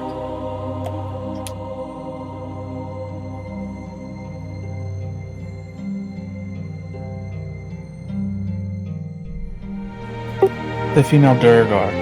I'm pretty sure they're genetically distinct, says my character. But no, I don't think it's clear.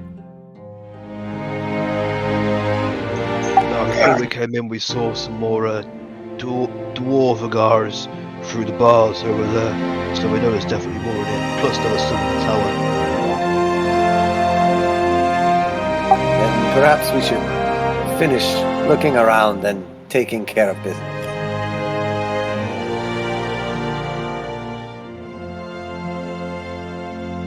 Alright, yep, I think we should look for that pearl necklace.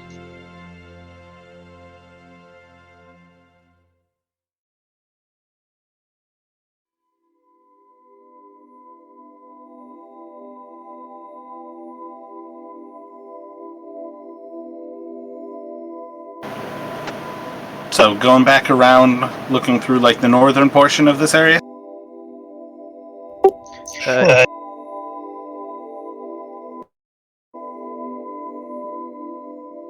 feel like I heard a shore from Elfine. Yeah, we can do the things as we go. Yeah, I'm happy to clear this place and find that necklace then. Good point. I had forgotten completely about that. So depending how fast you all end up moving, you probably spend like around like the next hour or so searching through. You effectively find that the two duergar who came from that direction were probably the one that you had seen, and that she had probably gone and gotten the one from the guard tower when the one who cut down Eli started calling for help. So you find the way into the guard tower. Otherwise, all of those rooms are essentially empty. The only thing really of note in that area is that this room with the actual trapdoor to the guardhouse, I have to let go of shift, is an armory. So depending on what you all might want to take weapon-wise, you might be able to find different weapons that you can take. Predominantly it's going to be things like war picks, more javelins, some halberds, some spears, relatively basic weapons. Probably not the full choice list of the actual PHB, but depending on what you all are looking for in the armory, you might be able to grab weapons. I'd be keen to get a light/hand crossbow. There's one available. No random iron stones rolling around. No, you are definitely not getting an iron stone at level 1. No, I don't think you're going to find any crossbows in there. Maybe a nice staff of the woodlands. Also not. You do find a staff, and you can potentially use, I can't think of what the cantrip's called, to grow shit from it. Yeah, but that's a useless one. Useless cantrip. That's fine. Is it prettier than my staff? No, it looks like shit. Then that'll. Pretty much anything you're gonna find in the wild is not good condition. Ezekiel will see Faint, I guess, like looking through the armory or whatever, and say, "You there? You did not tell me your name." That's right, I didn't. Why do you want to know it? I want to know who to give this crossbow to. He's gonna smirk under his hood and go, "Well, why didn't you say so? My name's Fane, but everyone calls me Faint." A pleasure to meet you, Faint. By all means, I won't be needing this anymore now that I have my father's armor and weapons. And I'll give you a light crossbow and 20 crossbow bolts. Thank you very much. Oh, well, thank you. I appreciate it. It's very kind of you. I might have been a bit hasty to be rude to you back there, but, you know, my friend had just died. All it takes is a weapon to buy my favour, it would seem. No worries. Greater men have been bought for less.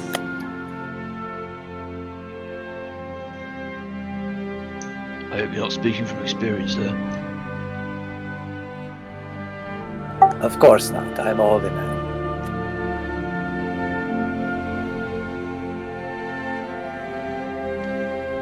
It's in the inventory. No. A Watch laser how pistol. fast I drop a meteor and just destroy everything. I don't mind. I took it out. I'm just looking through the inventory of common weapons.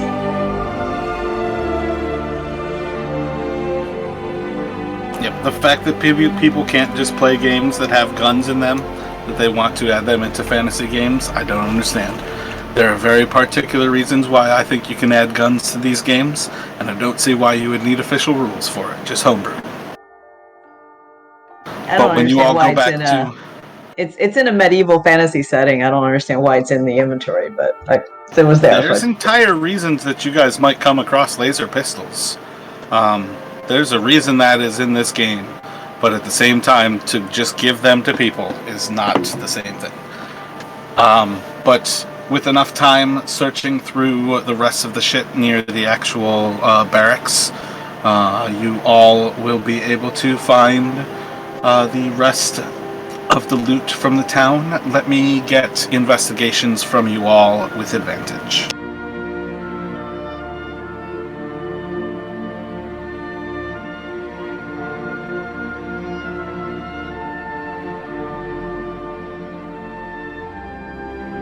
nope. Oh, we got one crit though, so.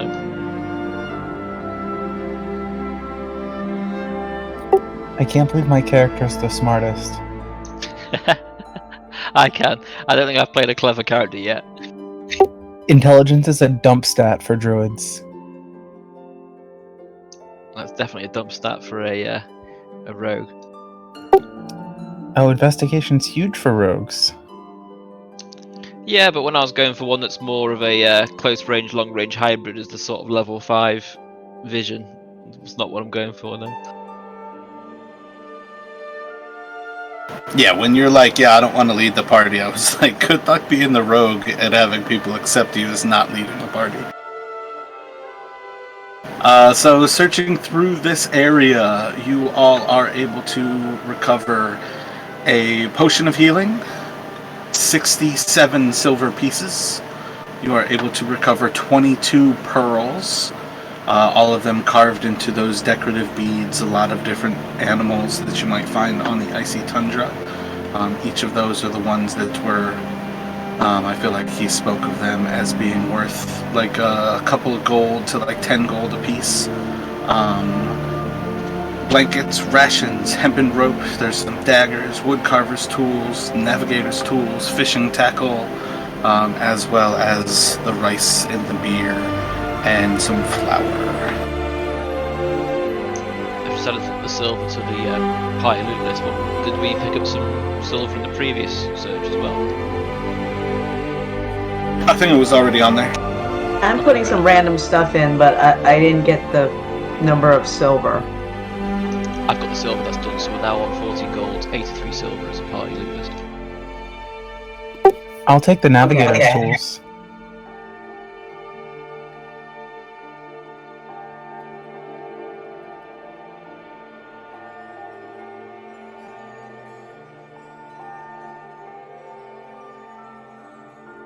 So the pearls go back, but everything else, I guess we just divide in 5 or something?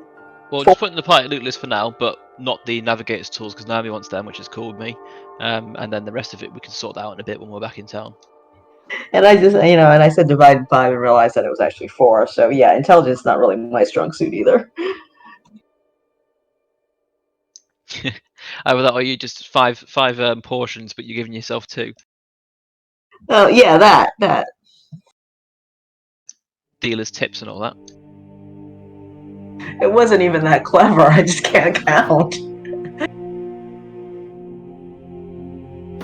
So, probably depending on how things all played out there, Jarthra would actually be entering the keep before you all went back over to search. I think that actually makes more sense. And she is dragging the corpse of a duergar behind her. I thought they were big. You found that one that I stopped earlier. Good job. It is the female who got away at the end.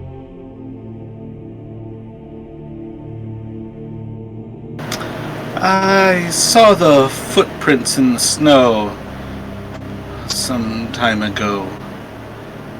I didn't think it was a good time for our company to be leaving. Yeah, would have appreciated you here a little bit earlier, but yeah, we're fine, thanks. Not all of us. We've lost 2, but at least we can confirm that these were the thieves, and we've recovered the key missing items anyway. That's unfortunate, but I wouldn't want to do everything myself. It would just seem a little bit too self-pleasing.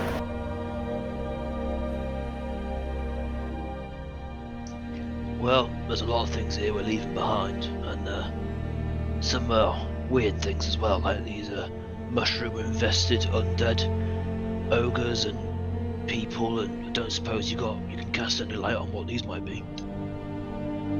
What are you asking about? Does she know anything or understand any rational explanation behind the undead? I'll call them undead, but you know what I mean. She'll look over some of them, and I don't think it's absurd for her to be able to recognize one of them. This is something wrong with... I've seen him in town before, but I don't know what it could be. I feel like Berdan might have gone on that expedition that came to Kelvin's cairn not long ago. Are these any of the people that you've been trying to find that went missing? I can't tell past the burns. And she just kind of flips like a little bit of like a metal symbol that's sitting on the one. This was his family crest. Yeah, sorry, we had to burn the bodies in case they, didn't stay dead. What was his name and family's name? Berdan. What is a family name? You said it was his family crest. So what's the name of the family? I think they just go by the Blue Givers, but I don't think it's all that important to ask such things when you burn their corpse into terrible, terrible ways. Good information, thank you. And when nobody's looking, I would like to try to palm that family crest.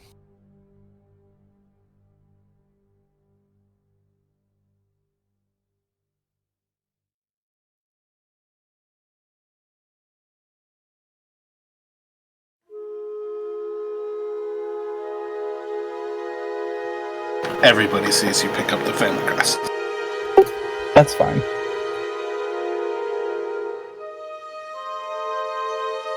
I know normally burning someone's corpse isn't really the most honourable thing to do, but you have to understand they were infested with some kind of fungus, and they came at us out of those cells and attacked us. It was self-defense, and we were pretty concerned that they were going to get back up again. They weren't moving like living beings. Usually we do have to burn corpses. You can't bury them in permafrost. But at least we often try to have the pyres around with the family to say goodbye. I completely understand and didn't mean to cause any, disrespect to them or their families, but it was a live or die situation in my eyes. There's still one living. It's an ogre in that cage over there.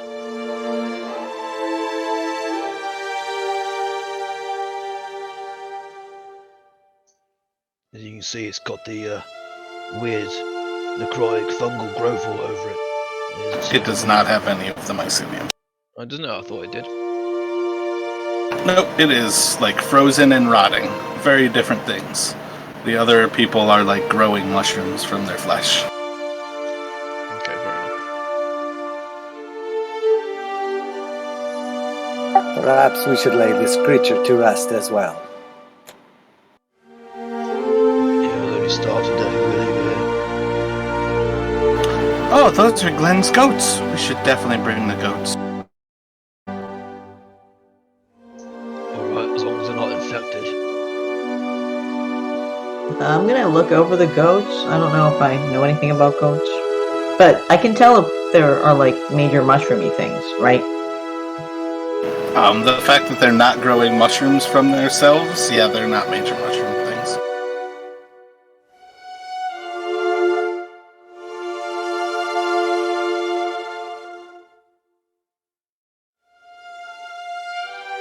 Then we bring back the goats with us. So, we've got the goats, we've got the lamp, we've got the necklace, and we've got 2 dead friends we need to bury. Oh, so can I like take the rope that I have and basically make like a collar for the first goat, and then like 6 or 7 feet of rope, and then like another collar around the second goat, so we can like bring them back? Yeah, it's definitely legit.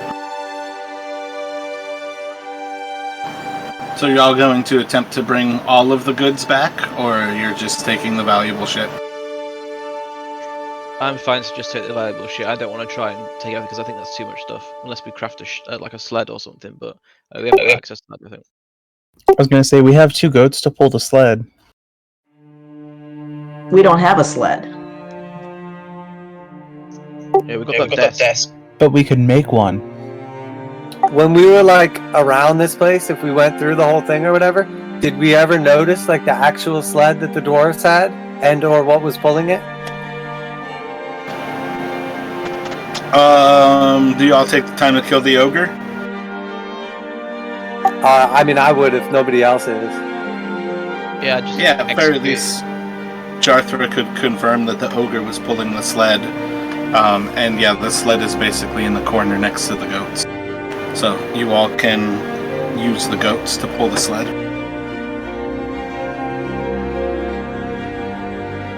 Alright, let's take as many goods as we can then.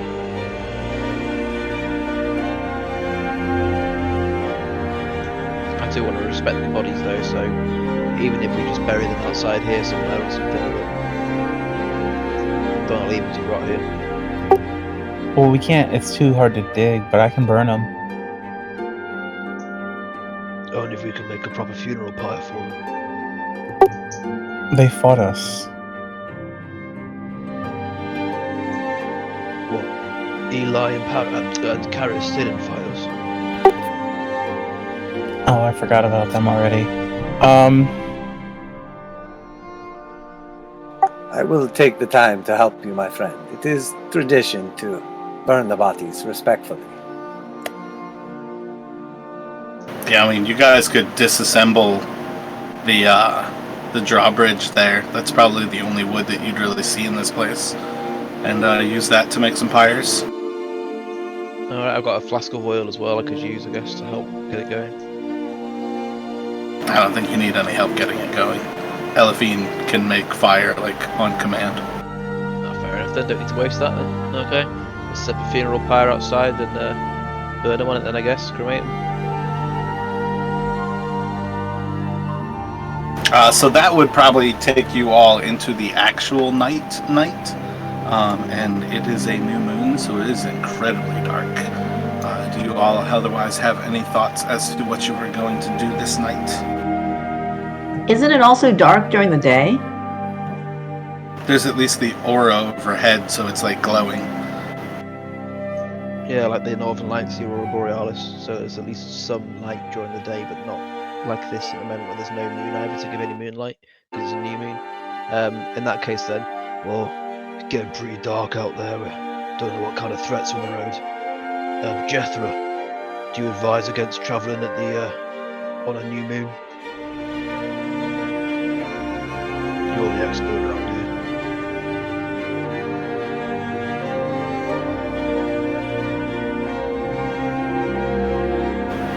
Depending on what we use for lighting our way, we can see only as far as the weather allows. There's certainly advantages to having at least some moonlight or the aurora above our heads. At the very least, during the clear moments, we can see to a horizon.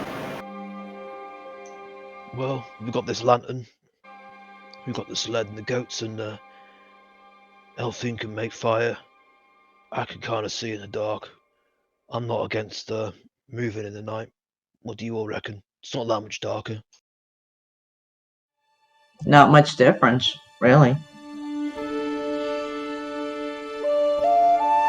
kind of like moving in the dark or moving total black, so it's not really that much of a difference. I'm fine to go now.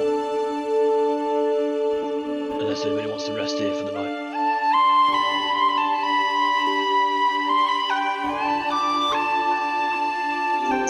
Suppose we've already drawn every con. I mean, a rest wouldn't go amiss. Alright, well then let's rest. If it could help one person, then we might as well do it. yeah, definitely get your spell slots back, won't you? So, I want to say we take a long rest here before we set off again in the morning. Gotcha. Long resting inside of the fortress here? Yeah, we've got those bedrooms, didn't we? So. And then probably do the pyre tomorrow, burn the actual drawbridge tomorrow. Yeah, because obviously we need to get it announced, so we can't put the drawbridge until we're out of here. So yeah, thank you.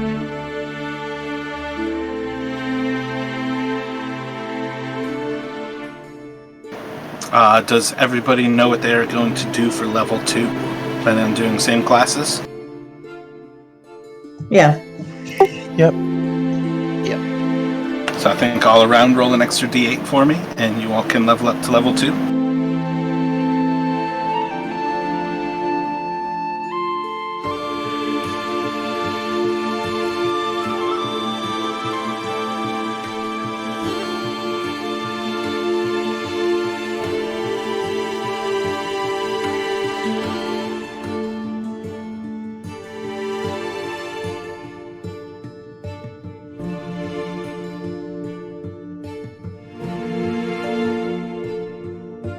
Do we still have you, Ezekiel? Oh yeah, I got to load my screen back up. Oh, good. But otherwise, I think we're going to leave it there, and we will have you all travel back into town next session there.